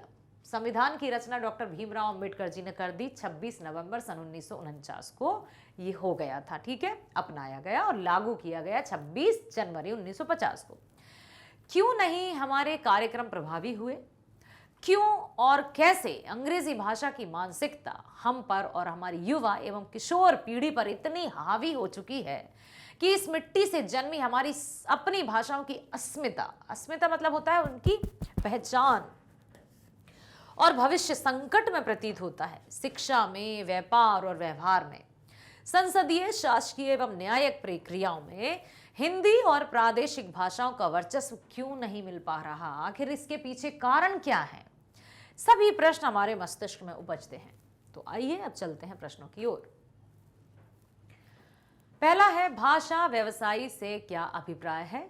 उनकी पोल कब खुलने लगती है? भाषा व्यवसायी से अभिप्राय उन राजनीतिज्ञ लोगों से है जो हिंदी भाषा का प्रचार प्रसार तो करते हैं किंतु स्वयं उसे प्रयोग में नहीं लाते, और जब हिंदी के विषय या विरोध में कोई हलचल होती है तब उनकी पोल खुलने लगती है। अगला है, संविधान में संघ से आप क्या समझते हैं? हिंदी भाषा को लेकर संघ का क्या कर्तव्य बताया गया है? संविधान में संघ से अभिप्राय भारत के सभी राज्यों और केंद्र शासित प्रदेशों से है, ठीक है। हिंदी भाषा को लेकर संघ का यह कर्तव्य है कि वह हिंदी भाषा का प्रसार करे और उसका विकास करें। ये सब की है क्योंकि संविधान के अनुच्छेद 351 में स्पष्ट रूप से लिखा गया है। हिंदी भाषा के विकास की आवश्यकता क्यों है?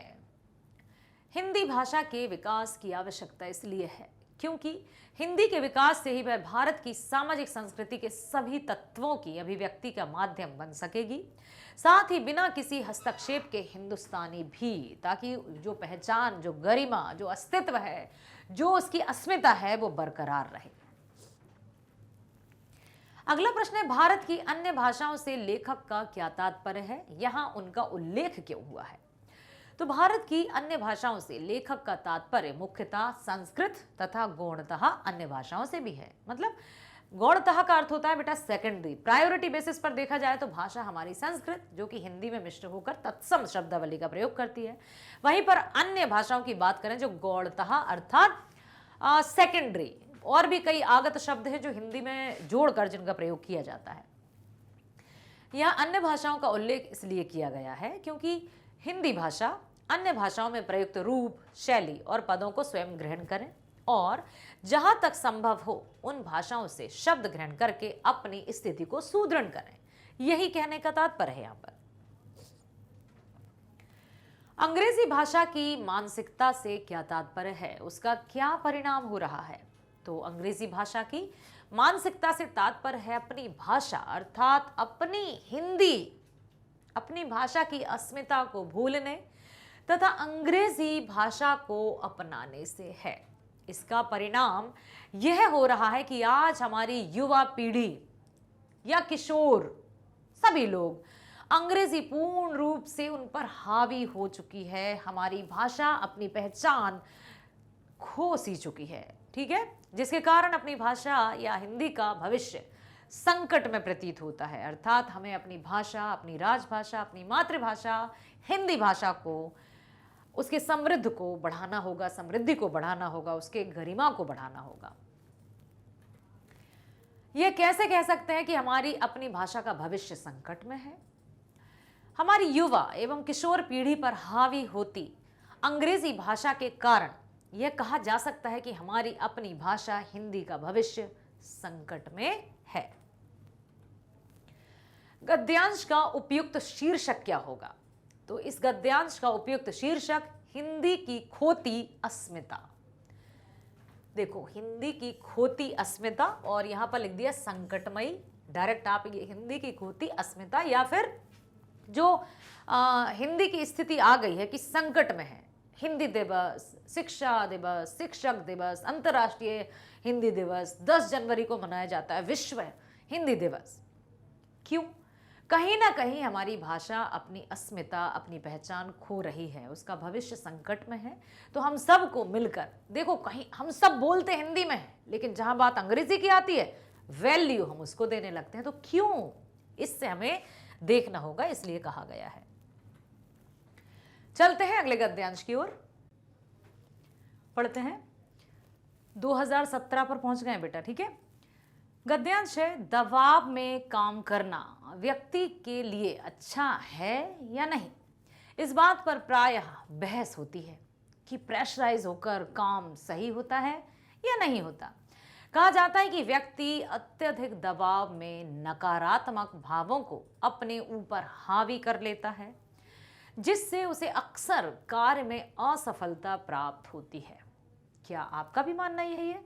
हाँ भाई, मेरा भी मानना यही है कि दबाव पर काम किसी से भी करवाया जाए या कोई भी दबाव में काम करता है तो वो उतने रोचक अंदाज में या अपने पूरे, मतलब नहीं कि अपने अंदर जो भी गुण है, टैलेंट है या अपना रुचि है उसको साइड में रख जाता है और वो स्वतंत्रता पूर्वक काम नहीं कर पाता। वह अपना मानसिक और शारीरिक स्वास्थ्य भी खो बैठता है।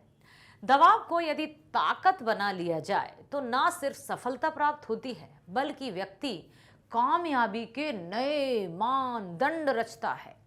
देखते हैं कैसे। ऐसे बहुत सारे उदाहरण हैं जब लोगों ने अपने काम के दबाव को अवरोध नहीं बल्कि ताकत बना लिया। बहुत अच्छा पैराग्राफ है, बहुत अच्छा गद्यांश है, इसको ध्यान से सुनो बेटा। सुख दुख, सफलता असफलता, शांति क्रोध और क्रिया कर्म हमारे दृष्टिकोण पर ही निर्भर करता है कि किस में हम सुख ढूंढ रहे हैं, किस में हम दुख। जॉन्स सिल्वा इस बात से सहमत होते हुए अपनी पुस्तक यू द हीलर में लिखते हैं। कौन लिखते हैं? याद रखिएगा, जॉन सिल्वा अपनी पुस्तक यू द हीलर में लिखते हैं कि मन मस्तिष्क को चलाता है और मस्तिष्क शरीर को। मन ने मस्तिष्क को ऑर्डर दिया और मस्तिष्क ऑर्डर देगा पूरी शरीर को। इस तरह शरीर मन के आदेश का पालन करता हुआ काम करता है। ठीक है। दबाव में व्यक्ति यदि सकारात्मक होकर काम करे तो वह अपना सर्वश्रेष्ठ प्रदर्शन करने में कामयाब होता है। बहुत अच्छी बात कही है, मैं भी ग्रहण कर रही हूं इसको। दबाव के समय मौजूद समस्या पर ध्यान केंद्रित करने और बोझ महसूस करने की बजाय यदि ये सोचा जाए कि हम अत्यंत सौभाग्यशाली हैं जो एक कठिन चुनौती को पूरा करने के लिए हम तत्पर हैं, अर्थात वो चुनौती हमारे द्वारा पूरी होगी। कहते ना, अधिकतर जिम्मेदारियां भी ईश्वर उन्हीं को देता है जो बोझ उठाने के लायक होते हैं। तो कभी भी जिम्मेदारियों से घबराना नहीं। ये नहीं करना कि मैं क्यों करूं, अरे आप ही आप हो सर्वत्र। यदि हम काम कर रहे हैं तो थैंक्स टू ग्रेट गॉड, हे प्रभु तूने हमें इस काबिल बनाया कि हम जिम्मेदारियां उठा रहे हैं। दिल से धन्यवाद कीजिए प्रभु का। ठीक है। तो हमारी बेहतरीन क्षमताएं स्वयं जागृत हो उठती हैं। हमारा दिमाग जिस चीज पर भी अपना ध्यान केंद्रित करने लगता है वह हमें बढ़ती प्रतीत होती है। यदि हम अपनी समस्याओं के बारे में सोचेंगे तो वे और बड़ी होती महसूस होंगी, और अगर अपनी शक्तियों पर ध्यान केंद्रित करेंगे तो वे भी बड़ी महसूस करेंगे। अब किसको बढ़ाना है? हाँ, यदि समस्याओं के बारे में सोचेंगे तो वे भी बड़ी महसूस हो जाएंगी। हम समस्याएं बड़ी महसूस होती नजर आएंगी, और शक्तियों को तो शक्तियां बड़ी हो जाएंगी। किसको बड़ा करना है? शक्तियों को। ठीक है। इस बात को हमेशा ध्यान में रखना चाहिए कि जीतना एक आदत है, पर अफसोस हारना भी एक आदत ही है। नहीं बनता, मुझसे नहीं होता, मैं कुछ नहीं कर पाता, ये आदत बना ली है। क्यों नहीं कर सकते? जब आपकी तरह ही हाड़ मास के वो व्यक्ति हैं, वो उस कार्य को कर रहे हैं, तो आप क्यों नहीं, या फिर हम क्यों नहीं? समझ में आया? ये बताया है। दबाव में काम करने के नकारात्मक प्रभाव समझाइए। तो दबाव में काम करने से मनुष्य पर पड़ने वाले नकारात्मक प्रभाव निम्नलिखित हैं। पहला है, व्यक्ति का शारीरिक एवं मानसिक स्वास्थ्य क्षीण हो जाता है। यदि नकारात्मक तरीके से देखा तो शारीरिक और मानसिक जो स्वास्थ्य है, ना हेल्दी माइंड रहता है, ना हेल्दी बॉडी रहती है। दूसरा है, व्यक्ति की कार्य क्षमता प्रभावित होती है, जिससे उसे अक्सर कार्यों को भली भांति करने में असफलता प्राप्त हो जाती है। दूसरा प्रश्न है, दबाव हमारी सफलता का कारण कब और कैसे बन जाता है? जब हम अपनी शक्तियों को जागृत करके ये सोचें कि ये जो कार्य हमें मिला है वो हमारे लिए चुनौती है और हम श्रेष्ठ हैं, इसलिए वो चुनौती हमें करनी होगी पूरी। व्यक्ति जब दबाव को सकारात्मक रूप में ग्रहण करके उसे एक चुनौती के रूप में स्वीकार करता है और अपने कार्य को पूर्ण करने के लिए दृढ़ इच्छा से उसमें जुट जाता है, तो दबाव कार्य को सफलतापूर्वक करने में सहायक बनता है। प्रश्न तीसरा है, दबाव में सकारात्मक सोच क्या हो सकती है? स्पष्ट कीजिए।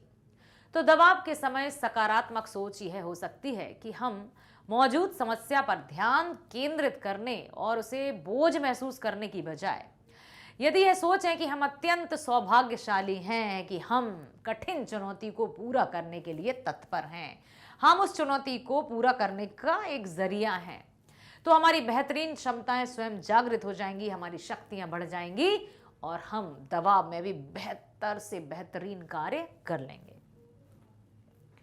काम करने की प्रक्रिया में मन, मस्तिष्क और शरीर के संबंध को अपने शब्दों में समझाइए। काम करने की प्रक्रिया में मन, मस्तिष्क और शरीर तीनों परस्पर संबंधित होते हैं।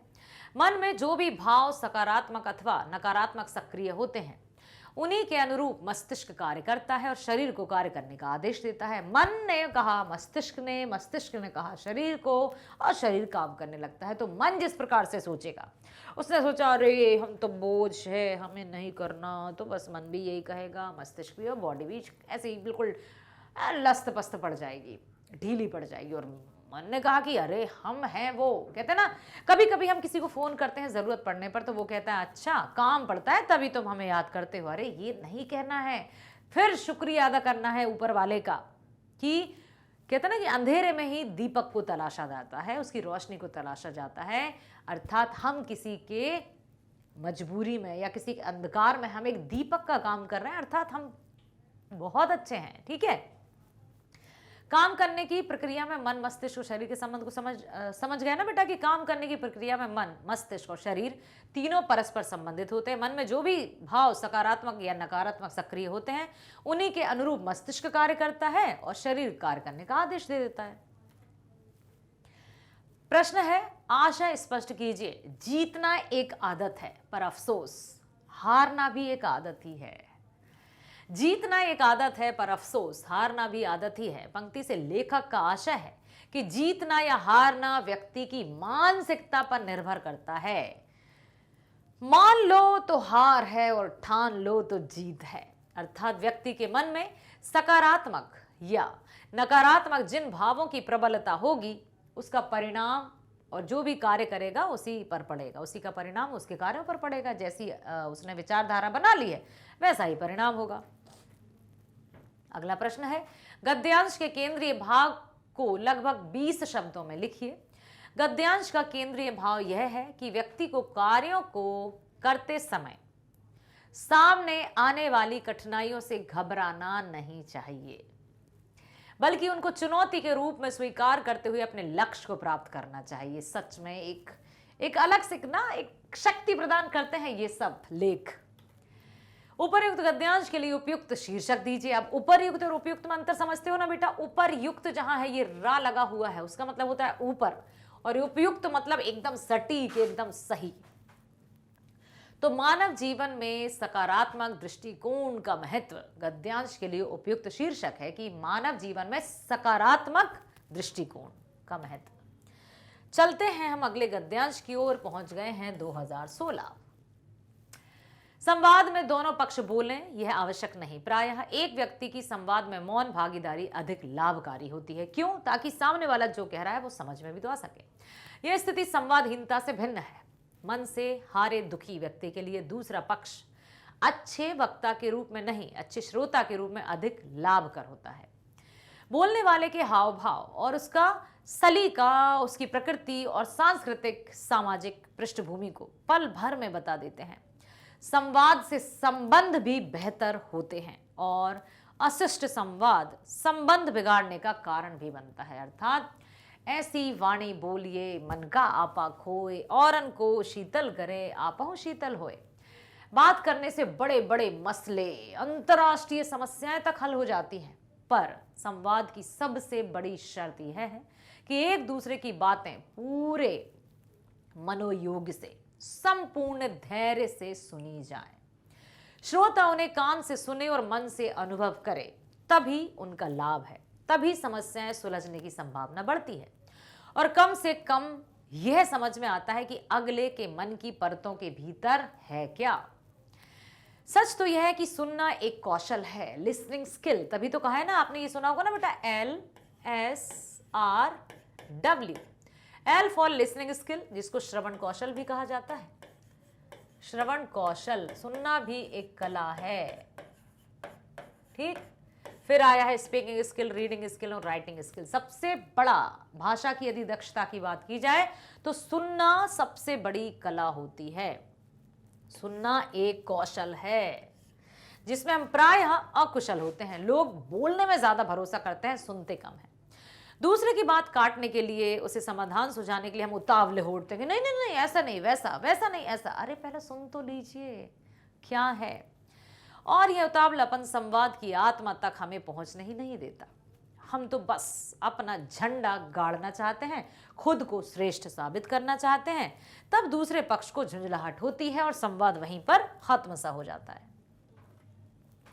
वह सोचता है व्यर्थ ही इसके सामने मुंह खोला। रहीम ने ठीक ही कहा है, सुनी अठिले हैं लोग सब, बांटी न ले हैं कोई। सुन तो लेते हैं सब और वो अपने तरीके से सुनते हैं, कोई हमारे दुख को बांटता नहीं है। ध्यान और धैर्य से सुनना पवित्र आध्यात्मिक कार्य है और संवाद की सफलता का मूल मंत्र है। लोग तो पेड़ पौधों से, नदी पर्वतों से, पशु पक्षियों तक से संवाद करते हैं। आपको सालिम अली याद है? प्रसिद्ध पक्षी प्रेमी सालिम अली और एक और थे पक्षी प्रेमी D.H. लॉरेंस, ठीक है, जिसमें 2.0 या 2.0 जो मूवी बनी थी। तो सबसे संवाद किया जा सकता है, तो अपने आप को साइलेंट मोड में भी रखना सीखना है, सुनना बहुत जरूरी है। राम ने इन सब से पूछा, क्या आपने सीता को देखा? और उन्हें एक पक्षी ने ही पहली सूचना दी थी, इसलिए संवाद की अनंत संभावनाओं को समझा जाना चाहिए। पहला प्रश्न है, उपर्युक्त गद्यांश के लिए उपयुक्त शीर्षक लिखिए। प्रस्तुत गद्यांश का सर्वाधिक उपयुक्त शीर्षक है संवाद का महत्व। प्रश्न है, संवादहीनता से क्या तात्पर्य है? यह स्थिति मौन भागीदारी से कैसे भिन्न है? संवादहीनता क्या है? संवादहीनता से तात्पर्य ऐसी स्थिति से है जब एक ही व्यक्ति निरंतर बोल रहा हो और दूसरा व्यक्ति उसे सुन रहा हो।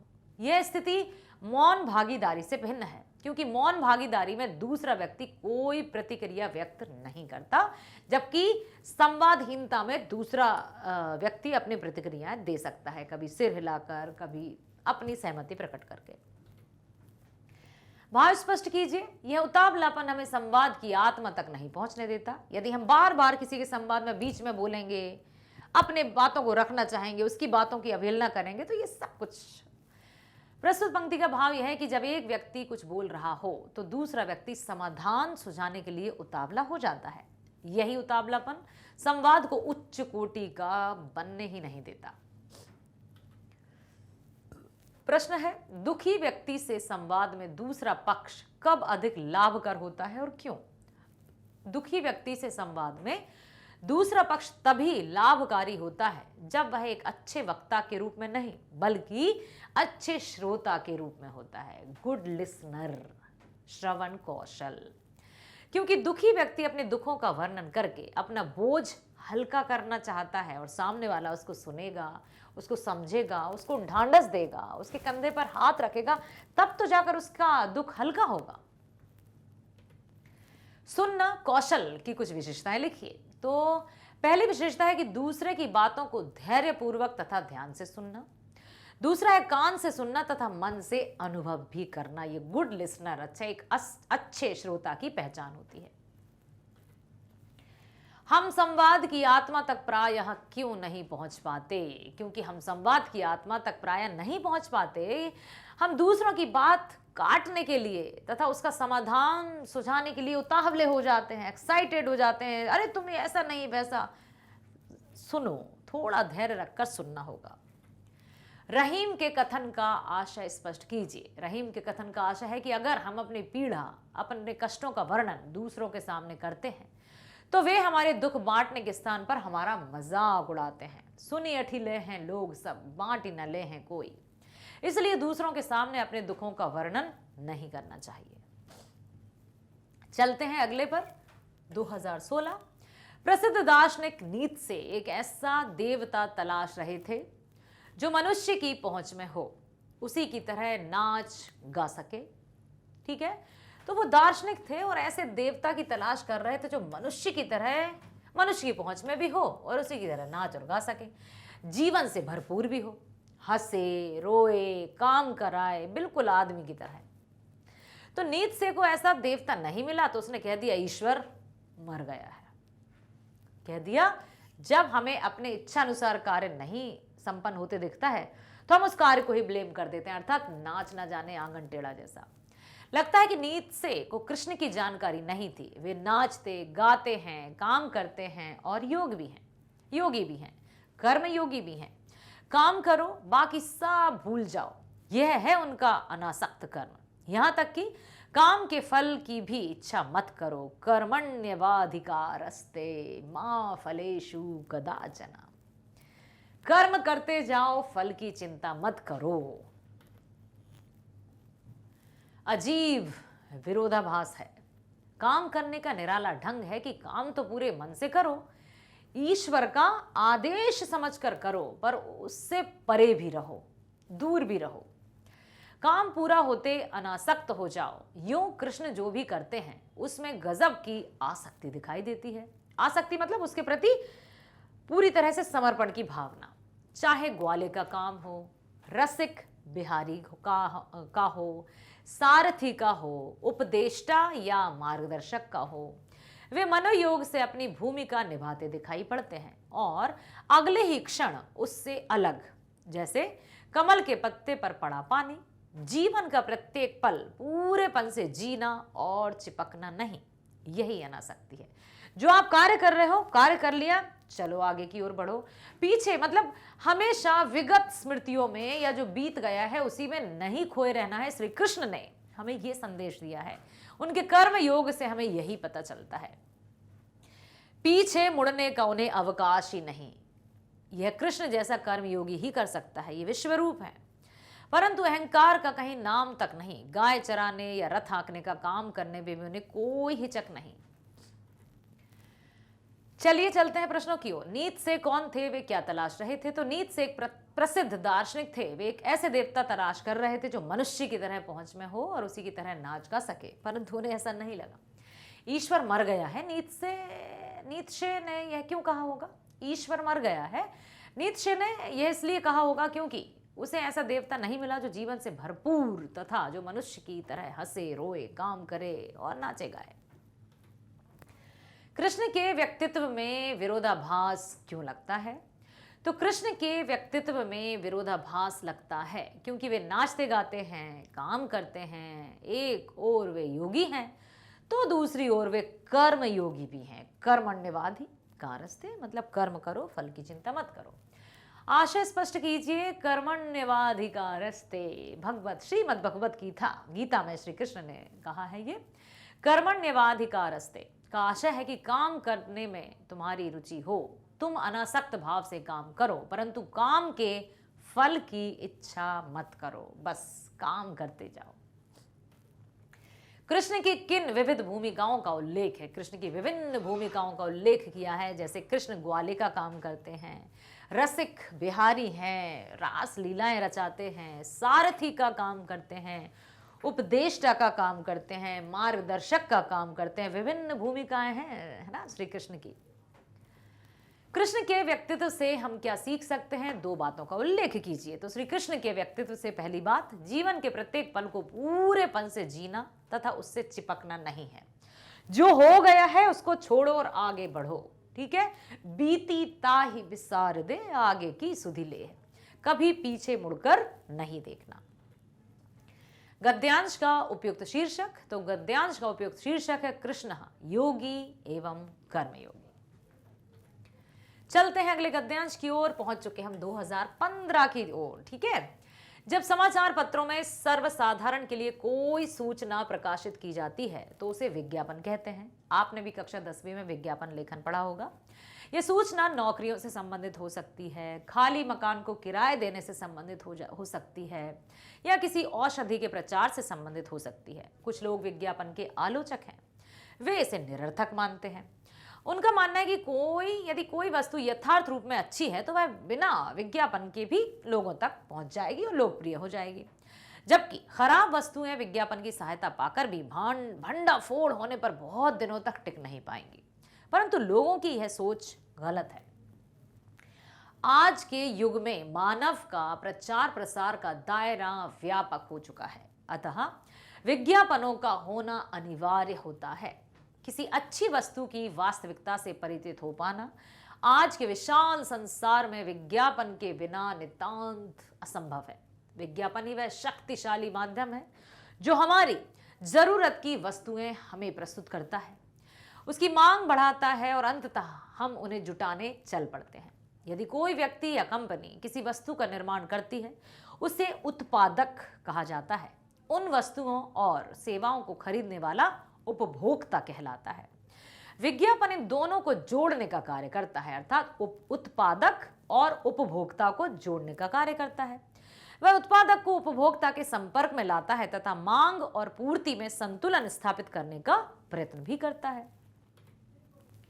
पुराने जमाने में किसी वस्तु की अच्छाई का विज्ञापन मौखिक तरीके से होता था। काबुल का मेवा, कश्मीर की जरी का काम, दक्षिण भारत के मसाले आदि वस्तुओं की प्रसिद्धि मौखिक रूप से होती थी। आपने MDH मसाले तो जरूर सुने होंगे, जिसमें एक बुजुर्ग दादाजी बहुत सदियों से, मतलब सदियों से इसलिए कहूंगी कि जब से बचपन था तभी से उनको देखते आ रहे थे।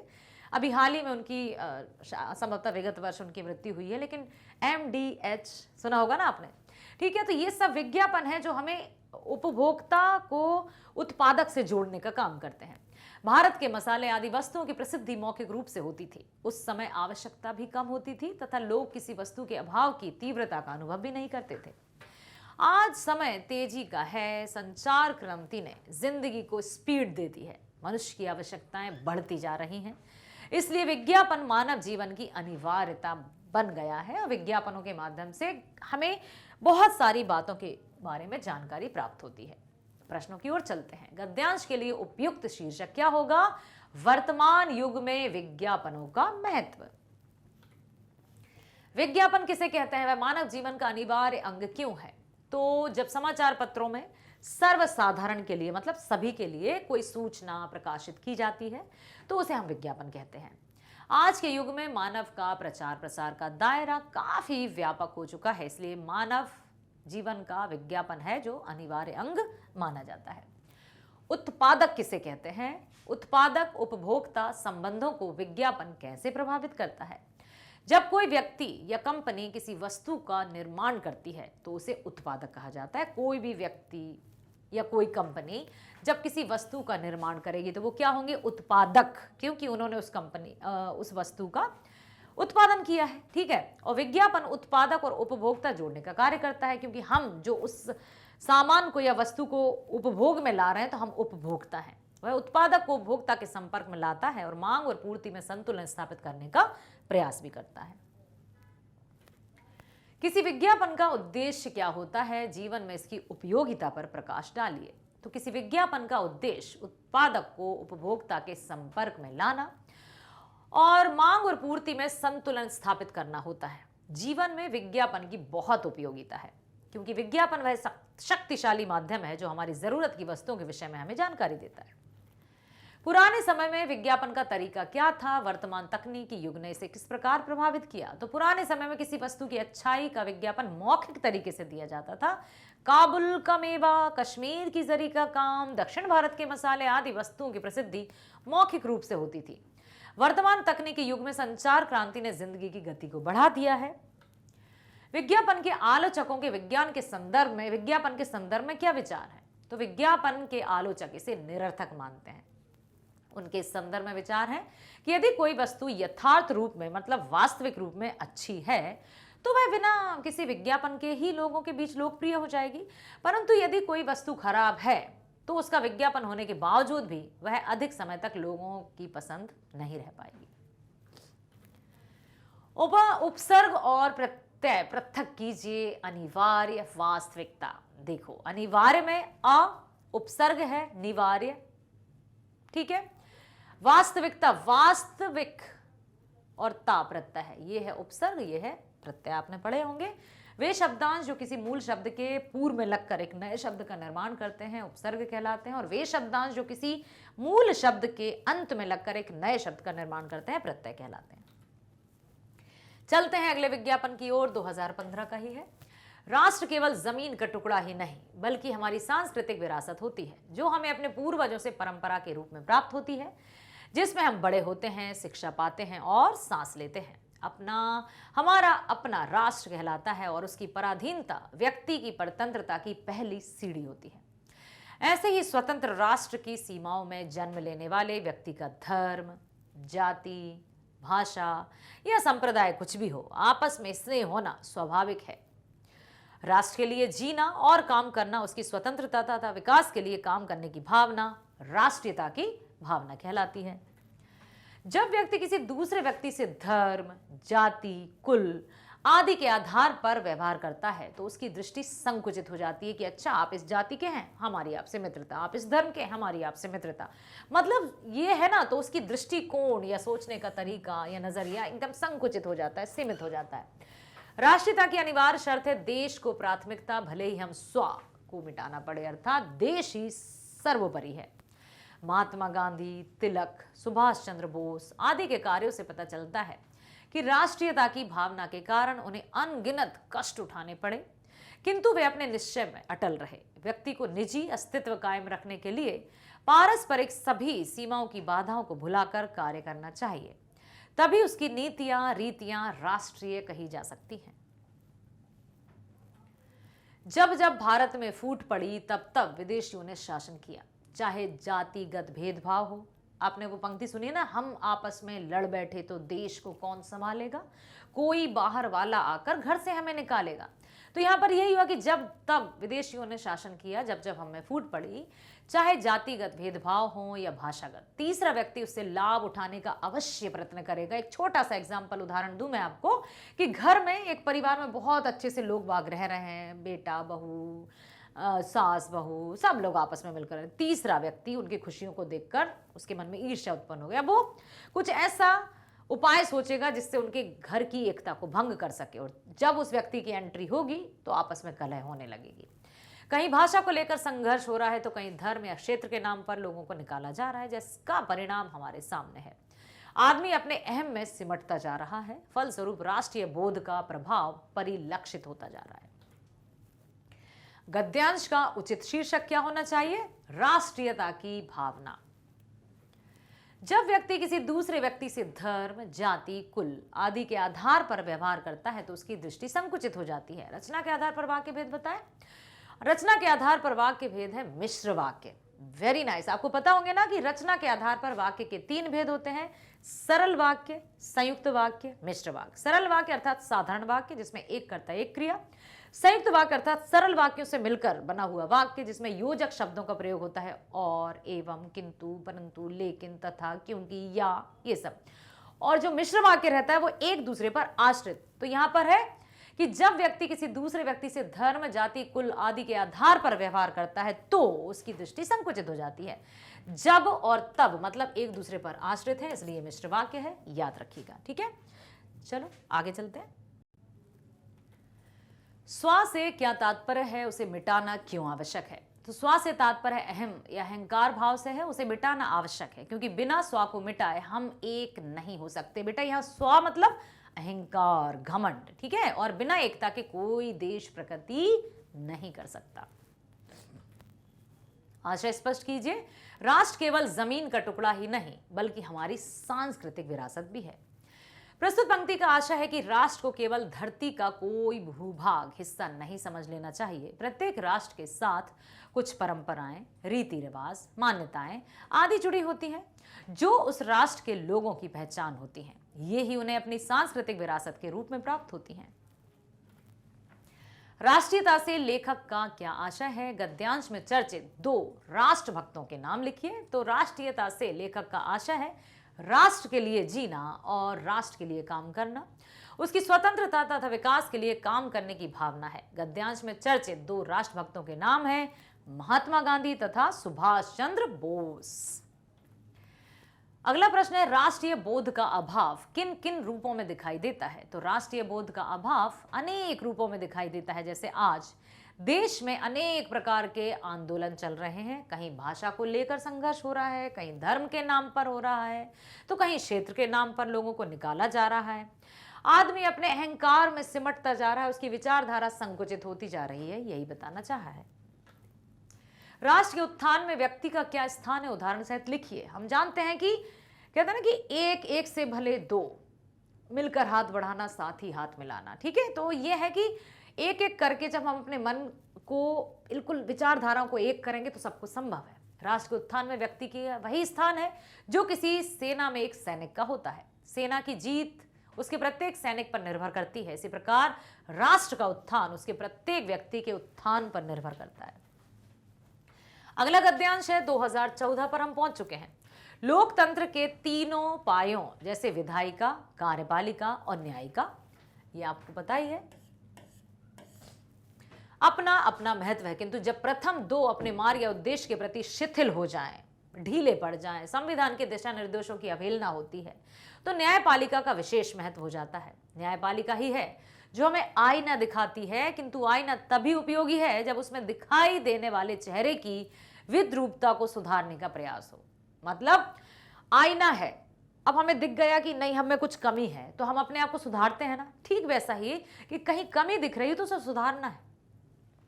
सर्वोच्च न्यायालय के अनेक जनहितकारी निर्णयों को कुछ लोगों ने न्यायपालिका की अति सक्रियता माना, पर जनता को लगा कि न्यायालय सही है। राजनीतिक चश्मे से देखने पर भ्रम की स्थिति हो सकती है। प्रश्न यह है कि जब संविधान की सत्ता सर्वोपरि है, सबसे ऊपर है, तो उसके अनुपालन में शिथिलता क्यों होती है? राजनीतिक दलगत स्वार्थ या निजी हित आड़े आ जाता है और यही भ्रष्टाचार को जन्म देता है। हम कस्में खाते हैं, जन कल्याण की ओर कदम उठाते हैं आत्म कल्याण के लिए। ऐसे तत्वों से देश को, समाज को सदा खतरा रहेगा। अतः जब कभी कोई न्यायालय ऐसे फैसले देता है तो समाज कल्याण के हों और राजनीतिक ठेकेदारों को उनकी औकात बताते हों, तो जनता को उसमें आशा की किरण दिखाई देती है, अन्यथा तो वह अंधकार में जीने को विवश हो जाती है। गद्यांश के लिए उपयुक्त शीर्षक है जनहित के प्रति सचेत न्यायपालिका। ठीक है, यहां पर न्यायपालिका की बात की गई है। लोकतंत्र में न्यायपालिका कब विशेष रूप से महत्वपूर्ण हो जाती है और क्यों? लोकतंत्र में न्यायपालिका तब विशेष रूप से महत्वपूर्ण हो जाती है जब लोकतंत्र के शेष दो स्तंभ अर्थात विधायिका और कार्यपालिका अपने उद्देश्यों से भटक जाते हैं या फिर संविधान के दिशा निर्देशों की अवहेलना होती है। अवहेलना समझते हो ना? उनका पालन नहीं किया जाता। आईना दिखाने का क्या तात्पर्य? न्यायपालिका कैसे आईना दिखाती है? तो आईना दिखाने का तात्पर्य वास्तविकता से परिचित कराना। न्यायपालिका संविधान एवं कानून के आधार पर विधायिका और कार्यपालिका के व्यवहार को नियंत्रित करती है, उनको कंट्रोल में करती है, उसे समाज एवं जन कल्याण के प्रति उत्तरदायी बनाकर उनके कर्तव्य और उद्देश्यों के प्रति सचेत भी करती है कि तुम्हें ये करना है। चेहरे की विद्रूपता से क्या तात्पर्य और संकेत किन के लिए किया गया है? तो चेहरे की विद्रूपता से तात्पर्य है विकृत चेहरा, अर्थात ऐसा चेहरा जो अपने कृत्यों के कारण भयानक और डरावना हो गया है। यहां पर इसका संकेत विधायिका एवं कार्यपालिका से जुड़े ऐसे लोगों की ओर है जो संविधान के प्रावधानों या दिशा निर्देशों की अवहेलना करते हैं, अवज्ञा करते हैं। ठीक है, भ्रष्टाचार का जन्म कब और कैसे होता है? बहुत बड़ा प्रश्न है और बहुत व्यापक प्रश्न भी कह सकते हैं, क्योंकि आज चारों ओर भ्रष्टाचार व्याप्त है। वास्तव में भ्रष्टाचार का जन्म हमारी स्वार्थपूर्ण भावनाओं या निजी हितों की पूर्ति करने संबंधी संकीर्ण उद्देश्यों के कारण होता है। Mean minded. संविधान के प्रावधानों तथा कानूनों की अवहेलना करते हुए हम अपने व्यक्तिगत स्वार्थों की पूर्ति को अधिक महत्वपूर्ण मानते हुए उसे प्राथमिकता देते हैं। यही तो भ्रष्टाचार का जन्म होता है। आशय स्पष्ट कीजिए, अन्यथा तो वह अंधकार में जीने को विवश है। कौन? आम जनता। प्रस्तुत पंक्ति से आशय है कि सामाजिक एवं राजनीतिक व्यवस्था इतनी भ्रष्ट हो गई कि चारों तरफ भ्रष्टाचार का आतंक हो गया। जन सामान्य के लिए घोर अंधकार की स्थिति हो गई है। यदि न्यायालय द्वारा राजनीतिज्ञों का पथ प्रदर्शन न किया जाए तो जन सामान्य इस घोर अंधकारमय वातावरण में ही जीने के लिए विवश हो जाएगा। अभिशप्त है, मजबूर है। सरल वाक्यों में बदलिए, हम कसम खाते हैं जन कल्याण की ओर कदम उठाते हैं आत्म कल्याण के, तो हम जन कल्याण की कसमें खाकर आत्म कल्याण की कसम उठाते हैं, कदम उठाते हैं। अगला प्रश्न, अगला गद्यांश है 2014 से ही है। बड़ी चीजें बड़े संकटों में विकास पाती हैं, बड़ी मुसीबतों में पलकर दुनिया पर कब्जा करती हैं। अकबर ने 13 साल की उम्र में अपने पिता के दुश्मन को परास्त कर दिया था, जिसका एकमात्र कारण यह था कि अकबर का जन्म रेगिस्तान में हुआ था और वह भी उस समय जब उसके पिता के पास एक कस्तूरी को छोड़कर और कोई दौलत नहीं थी। महाभारत में देश के अधिकांश वीर कौरवों के पक्ष में थे, मगर फिर भी जीत पांडवों की हुई, क्योंकि उन्होंने लाक्षागृह की मुसीबत झेली, क्योंकि उन्होंने वनवास के जोखिम को पार किया। विंस्टन चर्चिल ने कहा है कि जिंदगी की सबसे बड़ी सिफत हिम्मत है। आदमी के और सारे गुण उसकी हिम्मती होने से ही पैदा होते हैं। जिंदगी की दो ही सूरतें हैं, एक तो यह कि आदमी बड़े से बड़े मकसद के लिए कोशिश करे, जगमगाती हुई जीत पर पंजा डालने के लिए हाथ बढ़ाए, और अगर असफलताएं कदम कदम पर जोश की रोशनी के साथ अंधेयाली का जाल बुन रही हो, तब भी वह पीछे को पांव न हटाए। दूसरी सूरत यह है कि उन गरीब आत्माओं का हमजोली बन जाए जो ना तो बहुत अधिक सुख पाती हैं और ना ही जिन्हें बहुत अधिक दुख पाने का संयोग है, क्योंकि वे आत्माएं ऐसी गोधूली में बसती हैं जहां ना तो जीत हंसती है और ना कभी हार रोने की आवाज सुनाई देती है। इस गोधूली वाली दुनिया के लोग बंधे हुए घाट का पानी पीते हैं। वे जिंदगी के साथ जुआ नहीं खेल सकते, और कौन कहता है कि पूरी जिंदगी को दांव पर लगा देने में कोई आनंद नहीं है। अर्थात जिंदगी एक चुनौती ही तो है। अगर रास्ता है, अगर रास्ता आगे ही निकल रहा हो तो फिर असली मजा तो पांव बढ़ाते जाने में ही है ना। रास्ता है, बढ़ते जाइए बढ़ते जाइए। मुसीबतें आएंगी, परेशानियां आएंगी, विचलित किया जाएगा, परंतु रुकना नहीं है। साहस की जिंदगी सबसे बड़ी जिंदगी होती है। ऐसी जिंदगी की सबसे बड़ी पहचान यह है कि बिल्कुल निडर, बिल्कुल बेखौफ होती है। साहसी मनुष्य की पहली पहचान यह है कि वह इस बात की चिंता नहीं करता कि तमाशा देखने वाले लोग उसके बारे में क्या सोच रहे हैं। जनमत की उपेक्षा करके जीने वाला आदमी दुनिया की असली ताकत होता है। मनुष्य को प्रकाश भी उसी आदमी से मिलता है जो अड़ोस पड़ोस को देखकर चलना यह साधारण जीव का काम है। क्रांति करने वाले लोग अपने उद्देश्य की तुलना ना तो पड़ोसी से उद्देश्य से करते हैं और ना अपनी चाल को पड़ोसी की चाल से देखकर मध्यम बनाते हैं कि वो धीरा चल रहा है तो भाई मैं भी धीमी गति में चलूं। गद्यांश में अकबर का उदाहरण क्यों दिया है? गद्यांश में अकबर का उदाहरण इसलिए दिया गया है क्योंकि उनका जन्म विपरीत परिस्थितियों में हुआ, फिर भी उसने 13 वर्ष की आयु में अपने पिता के शत्रु को परास्त किया। इसका कारण यह था कि उसमें बाधाओं से लड़ने की असीम शक्ति थी। अगला है पांडवों की विजय का क्या कारण था? तो पांडवों की विजय का कारण था कि उन्होंने लाक्षागृह की कठिन परिस्थितियों को सहा तथा वनवास में उन्होंने अनेक मुसीबतें झेली, और जो मुसीबतें झेलता है सफलता भी उसी के हाथ में आती है। आशा स्पष्ट कीजिए जहां ना तो जीत हंसती है और ना कभी हार के रोने की आवाज सुनाई देती है। प्रस्तुत पंक्ति का आशा है कि निर्धन लोग सामान्य जीवन जीते हैं। वे ना तो जीत की स्थिति में अधिक प्रसन्न होते हैं और ना दुख की स्थिति में ज्यादा हताश या निराश होते हैं। वे बंधी बंधाई लीक या परिपाटी पर बिना कुछ कहे चुपचाप चलते जाते हैं। साहस की जिंदगी को सबसे बड़ी जिंदगी क्यों कहा गया है?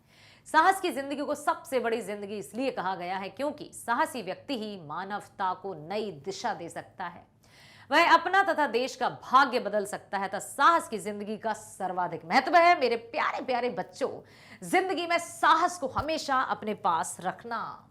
दुनिया की असली ताकत किसे कहा है और क्यों? जनमत की उपेक्षा करके जीने वाले व्यक्ति को दुनिया की असली ताकत कहा है, जो किसी की, ऐसा नहीं कि किसी ने हमारी उपेक्षा कर दी और हम निराश हो गए, ऐसा नहीं है, क्योंकि ऐसे व्यक्ति ही मानवता को प्रकाश मिलता है। गद्यांश के लिए उपयुक्त शीर्षक साहस की जिंदगी। निडर और बेखौफ में प्रयुक्त उपसर्ग नी प्लस डर, वे प्लस खौफ। अगला है 2013। वैज्ञानिक अनुसंधानों एवं औद्योगिक प्रगति के पूर्व मनोरंजन एवं आज के युग के उपलब्ध मनोरंजन में तथा इससे संबंधित हमारी आवश्यकताओं एवं अभिरुचि में बहुत अधिक अंतर आ गया है। पहले मनोरंजन का उद्देश्य मात्र मनोरंजन होता था और यह प्रक्रिया धार्मिक एवं सामाजिक भावों से संलग्न थी। ऐसा मनोरंजन व्यक्ति के गठन एवं स्वस्थ दृष्टिकोण के उन्नयन में सहायक होता है, किंतु आज इसका महत्वपूर्ण उद्देश्य अर्थ प्राप्ति हो गया। संभवतः इसी कारण मनोरंजन का स्वरूप पूर्णतः बदल गया। आधुनिक परिवेश में मनोरंजन का जो रूप उपलब्ध है वह हमारे व्यक्ति के गठन पर कुठाराघात करता है, आदर्शों को झुटलाता है, अस्वस्थ अभिरुचि और दृष्टिकोण को प्रोत्साहन देता है, या उन जीवन की सब बाग दिखाता है जो जीने योग्य नहीं है। यह रूप व्यक्ति, समाज और विशेषकर हमारी युवा पीढ़ी को भ्रमित कर रहा है। मनोरंजन से संबंध विभिन्न क्रियाकलाप जैसे अभद्र सिनेमा, नृत्यशालाएं, फैशन परेड आदि प्रत्यक्ष और अप्रत्यक्ष रूप से व्यक्ति और समाज के लिए विकृत कर रहे हैं। बड़े बड़े नगरों की नृत्यशालाओं और नाइट क्लबों में मनोरंजन के नाम पर जो गतिविधियां संपन्न होती हैं वे तथाकथित आधुनिक और प्रगतिशील विचारधारा से भले ही समर्थित हों, किंतु स्वस्थ भारतीय दृष्टिकोण के अनुसार वे पश्चिमी देशों की अंधी नकल कर रहे हैं। इनके समर्थक भूल जाते हैं कि उनका मानसिक गठन, संस्कार, रीति रिवाज, जीवन पद्धति पश्चिमी देशों से एकदम भिन्न है। इस प्रकार देश में मनोरंजन के नाम पर जो भी भोंडापन उपलब्ध है वह विघटन का स्रोत है, विकारों का जनक एवं क्षयग्रस्त जीवन का पर्याय है। प्रश्न है, वैज्ञानिक प्रगति से पूर्व और बाद के मनोरंजन के स्वरूप और हमारी सोच में सबसे बड़ा अंतर क्या है?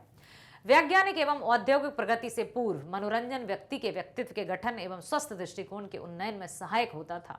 उस समय मनोरंजन का संबंध धार्मिक और सामाजिक गतिविधियों से होता था, परंतु वर्तमान समय में मनोरंजन का स्वरूप बहुत परिवर्तित हो चुका है। अब लोग फैशन परेड, अभद्र सिनेमा, नृत्यशालाओं में अर्धनग्न नृत्य एवं भोंडे नृत्य का देखकर ही मन बहलाते हैं। वैज्ञानिक युग से पहले और बाद के मनोरंजन के रूप में परिवर्तन क्या आया है? क्या कारण है? तो वैज्ञानिक युग से पूर्व मनोरंजन का उद्देश्य केवल मनोरंजन होता था, परंतु अब मनोरंजन का प्रयोग अर्थ की प्राप्ति हो गया है। पैसा पैसा पैसा। पाश्चात्य दृष्टिकोण से प्रभावित होने के कारण मनोरंजन प्रदान करने वाले लोगों का मुख्य उद्देश्य अर्थ प्राप्ति है। आधुनिक मनोरंजन जीवन को कैसे प्रभावित कर रहा है? आधुनिक मनोरंजन से व्यक्ति और सामाजिक जीवन में विकृति उत्पन्न हो रही है। पाश्चात्य नृत्य, आइटम डांस, अभद्र सिनेमा, टीवी के अधिकांश कार्यक्रम लोगों की मानसिकता और व्यवहार को विकृत कर रहे हैं, मतलब भ्रमित कर रहे हैं। कैसे कहा जा सकता है कि मनोरंजन का एक विशेष स्वरूप भावी पीढ़ी को भ्रमित कर रहा है? आजकल बच्चे वीडियो गेम्स या कार्टून फिल्में देखकर मनोरंजन करते हैं। किशोर मोबाइल या कंप्यूटर वासना प्रधान फिल्में देखते हैं। इस प्रकार का मनोरंजन भावी पीढ़ी को निश्चय ही भ्रमित कर रहा है। पश्चिमी देशों का अंधानुकरण किसे कहा है और क्यों? फैशन परेड, अश्लील नृत्य शैली, अभद्र फिल्मों को पश्चिम का अंधानुकरण कहा गया है। मतलब अंधे होकर, आंखों के होते अंधे बनकर उनका अनुकरण किया जा रहा है, उनका पिछलग्गू बना जा रहा है, क्योंकि मनोरंजन के साधन पश्चिम की देन है। गद्यांश के लिए शीर्षक क्या होना चाहिए? सामाजिक प्रदूषण और मनोरंजन। सरल वाक्य में बदलिए। आधुनिक परिवेश में मनोरंजन का जो भी रूप उपलब्ध है वह हमारे व्यक्तित्व के गठन का कुठाराघात है। तो आधुनिक परिवेश में मनोरंजन को उपलब्ध रूप हमारे व्यक्तित्व के गठन का कुठाराघात करता है। अगला है 2013 का। मृत्युंजय और संघमित्र की मित्रता पाटलिपुत्र के जन जन की जानी पहचानी बात थी। मृत्युंजय जन जन द्वारा धनवंतरी की उपाधि से विभूषित वैद्य थे और संघमित्र समस्त उपाधियों से विमुख भिक्षु। मृत्युंजय कौन थे? वैद्य। ठीक है, ये वैद्य थे और ये थे भिक्षु। मृत्युंजय चरक और सुश्रुत को समर्पित थे, तो संघमित्र बुद्ध के संग और धर्म को। प्रथम का जीवन की संपन्नता और दीर्घायुष्य में विश्वास था, तो द्वितीय का जीवन के निराकरण और निर्वाण में। दोनों ही दो विपरीत तटों के समान थे, फिर भी उनके मध्य बहने वाली स्नेह सरिता उन्हें अभिन्न बनाए रखती है, अर्थात एक समान बनाए रखती है। यह आश्चर्य है, जीवन के उपासक वैद्यराज को उन निर्वाण के लोभी के बिना चैन ही नहीं था। पर यह परम आश्चर्य था कि समस्त रोगों को मलों की तरह त्यागने में विश्वास रखने वाला भिक्षु भी वैद्यराज के मुंह में फंसकर अपने निर्वाण को कठिन से कठिनतर बना रहा था। वैद्यराज अपनी वार्ता में संघमित्र से कहते, निर्वाण मोक्ष का अर्थ है आत्मा की मृत्यु पर विजय। संघमित्र हंसकर कहते, देह द्वारा मृत्यु पर विजय मोक्ष नहीं है। देह तो अपने आप में व्याधि है। व्याधि मतलब रोग है। तुम देह की व्याधियों को दूर करके कष्टों से छुटकारा नहीं दिलाते, बल्कि कष्टों के लिए अधिक सहयोग जुटाते हो। देह व्याधि से मुक्ति तो भगवान की शरण में है। वैद्यराज ने कहा, मैं तो देह को भगवान के समीप जीते जी बने रहने का माध्यम मानता हूं, पर दृष्टियों का यह विरोध मित्रता के मार्ग में कभी बाधक नहीं हुआ। दोनों अपने कोमल हास और मोहक स्वर से अपने अपने विचारों को प्रस्तुत करते रहे थे। प्रश्न है, मृत्युंजय कौन थे? उनकी विचारधारा क्या थी? तो मृत्युंजय धनवंतरी की उपाधि से विभूषित वैद्य थे। वे जीवन की संपन्नता और दीर्घ आयु को महत्व देते थे। जीवन के प्रति संघमित्र की दृष्टि को समझाइए। तो संघमित्र बुद्ध के संघ और धर्म को समर्पित एक भिक्षु थे। वह मोक्ष प्राप्ति को जीवन का उद्देश्य मानते थे और देह को एक प्रकार की व्याधि या रोग समझते थे।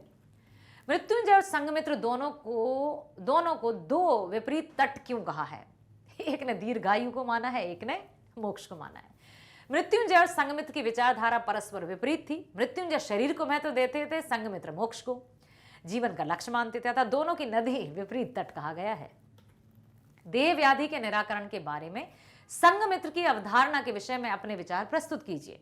संघमित्र की देह विषयक अवधारणा को अधिक महत्व नहीं दिया जा सकता। वस्तुतः देह के अभाव में व्यक्ति ईश्वर या मोक्ष को भी प्राप्त नहीं कर सकता। देह होने या जीवित रहने पर ही व्यक्ति आत्म कल्याण और समाज कल्याण कर सकता है। ये संघमित्र के विचार थे। विचारों की भिन्नता, विपरीतता के होते हुए भी दोनों के संबंधों की मोहकता और मधुरता क्या संदेश देती है? विचारों की भिन्नता अथवा विपरीतता के होते हुए भी दोनों के संबंधों की मोहकता और मधुरता यह संदेश देती कि हमें विभिन्न विचारधारा वाले व्यक्तियों से भी प्रेम करना चाहिए। उनके प्रति किसी प्रकार का दुराग्रह या द्वेषपूर्ण भावना नहीं रखनी चाहिए। उपसर्ग प्रत्यय समर्पित, सम धन अर्पण, सम इत, ठीक है। समर्पित का आएगा अर्पण, सम इत, समर्पित, भूषित, विभूषित का भूषण भी इत। रचना की दृष्टि से वाक्य का प्रकार बताइए। प्रथम का जीवन की संपन्नता और लगा है ना, तो और है तो संयुक्त वाक्य आएगा। प्रथम का जीवन की संपन्नता और दीर्घायुष्य में विश्वास था, तो द्वितीय का जीवन के निराकरण और निर्वाण में। समझ में आया? अब चलते हैं अगले की ओर। मानव समाज के विकास तथा सभ्यताओं के उत्थान में शिक्षा के योगदान के बारे में पर्याप्त साक्ष्य उपलब्ध हैं, लेकिन ये विश्वास जिन परिकल्पनाओं पर आधारित है वे सब की सब एक समान स्वीकार्य हैं। इन तथ्य से कि शिक्षा दो धारी तलवार की तरह कार्य करती है और करती रही है, उस सामाजिक उद्देश्य की कारगुजारी सही सिद्ध होती है, तो इसे विशिष्ट ढंग से घुमाता और मोड़ता है। अब यहां पर बताया गया है कि सामाजिक संगठन का स्वरूप और शासक अभिजात वर्ग के रुझानों के अनुसार, अभिजात मतलब जो पूंजीपति वर्ग, समुचित तकनीकों के रूप में शिक्षा का उपयोग युद्ध के लिए, शांति के लिए, हत्या के लिए, आत्मरक्षा के लिए, जनगण को दास बनाने के लिए, उन्हें दासता से मुक्त कराने के लिए किया जाता रहा है। और यही देखा गया है कि जो पूंजीपति या सत्ताधारी लोग थे वो आम जनता पर किस तरह से अत्याचार करते थे। शिक्षा विद्यमान ज्ञान का वाहक होती है और इस कारण वह जिस प्रणाली का अंश है उसे स्थायित्व देने में योगदान करती है। लेकिन जब पुराना समाज शिक्षा के द्वारा अपना पुनरुत्पादन कर रहा होता है, उस समय भी असहमति की चेतना बढ़ाती रहती है, जो खुद समाज में विद्यमान असहमति मूलक वास्तविकता का प्रतिबिंब होती है। शिक्षा और सामाजिक आर्थिक विकास आपस में अभिन्न रूप से जुड़े हुए हैं। वे एक दूसरे को सहारा देते हैं, आगे बढ़ाते हैं, मजबूत स्थायी बनाते हैं। अतः ये हम कह सकते हैं कि देश में ये सब किस तरह से हो रहा है, शिक्षा और समाज। तो उपरोक्त गद्यांश के लिए शिक्षा और समाज ही शीर्षक होगा। शिक्षा को दो धारी तलवार क्यों कहा है? शिक्षा को दो धारी तलवार इसलिए कहा है क्योंकि एक ओर तो शिक्षा से समाज की उन्नति होती है और दूसरी ओर इसका उपयोग युद्ध के लिए भी, जनता को गुलाम बनाने के रखने के लिए भी होता है। अभिजात वर्ग की इच्छा अनुसार शिक्षा किन रूपों में उपयोग होता है? तो अभिजात वर्ग की इच्छा अनुसार शिक्षा का प्रयोग युद्ध, हत्या, अधिकांश लोगों को गुलाम बनाने और निर्धन समाज को निर्धन बनाए रखने के लिए होता है। प्रगतिशील परिवर्तन का स्रोत किस चेतना को कहा है? प्रगतिशील परिवर्तन का स्रोत असहमति या विरोध की चेतना को कहा गया है। ज्ञान का वाहक होने के नाते शिक्षा क्या कार्य करती है? ज्ञान का वाहक होने के नाते शिक्षा जिस प्रणाली का अंग होती है उसे स्थायित्व देने का प्रयास करती है। शिक्षा और विकास परस्पर कैसा संबंध है, वे क्या करते हैं? तो शिक्षा और विकास आपस में अभिन्न रूप से जुड़े हुए हैं। वे दोनों एक दूसरे को सहारा देते हैं, एक दूसरे को आगे बढ़ाते हैं और मजबूत स्थायी बनाते हैं। उपसर्ग अलग कीजिए, समुचित और अभिवाद। सम प्लस उचित, अभि प्लस जात, अभिजात हो गया। तो मेरे प्यारे बच्चों, प्रीवियस ईयर अपठित गद्यांश में आपने 2022 से लेकर 2023 तक के सभी को देखा है, गद्यांशों को देखा है। इससे आपको बहुत हेल्प मिलने वाली है। जो भी अपठित गद्यांश आपकी परीक्षाओं में पूछे जाएंगे उनको आप भली भांति पढ़कर समझकर उनके उत्तर लिखोगे और उत्तर सही भी जाएंगे। तो मैं तो बस यही कहूंगी बेटा, बने रहिए हमारे साथ, देखते हैं और मिलते हैं नेक्स्ट वीडियो में। स्वस्थ रहना, खुश रहना, bye bye, thank you so much, all the best.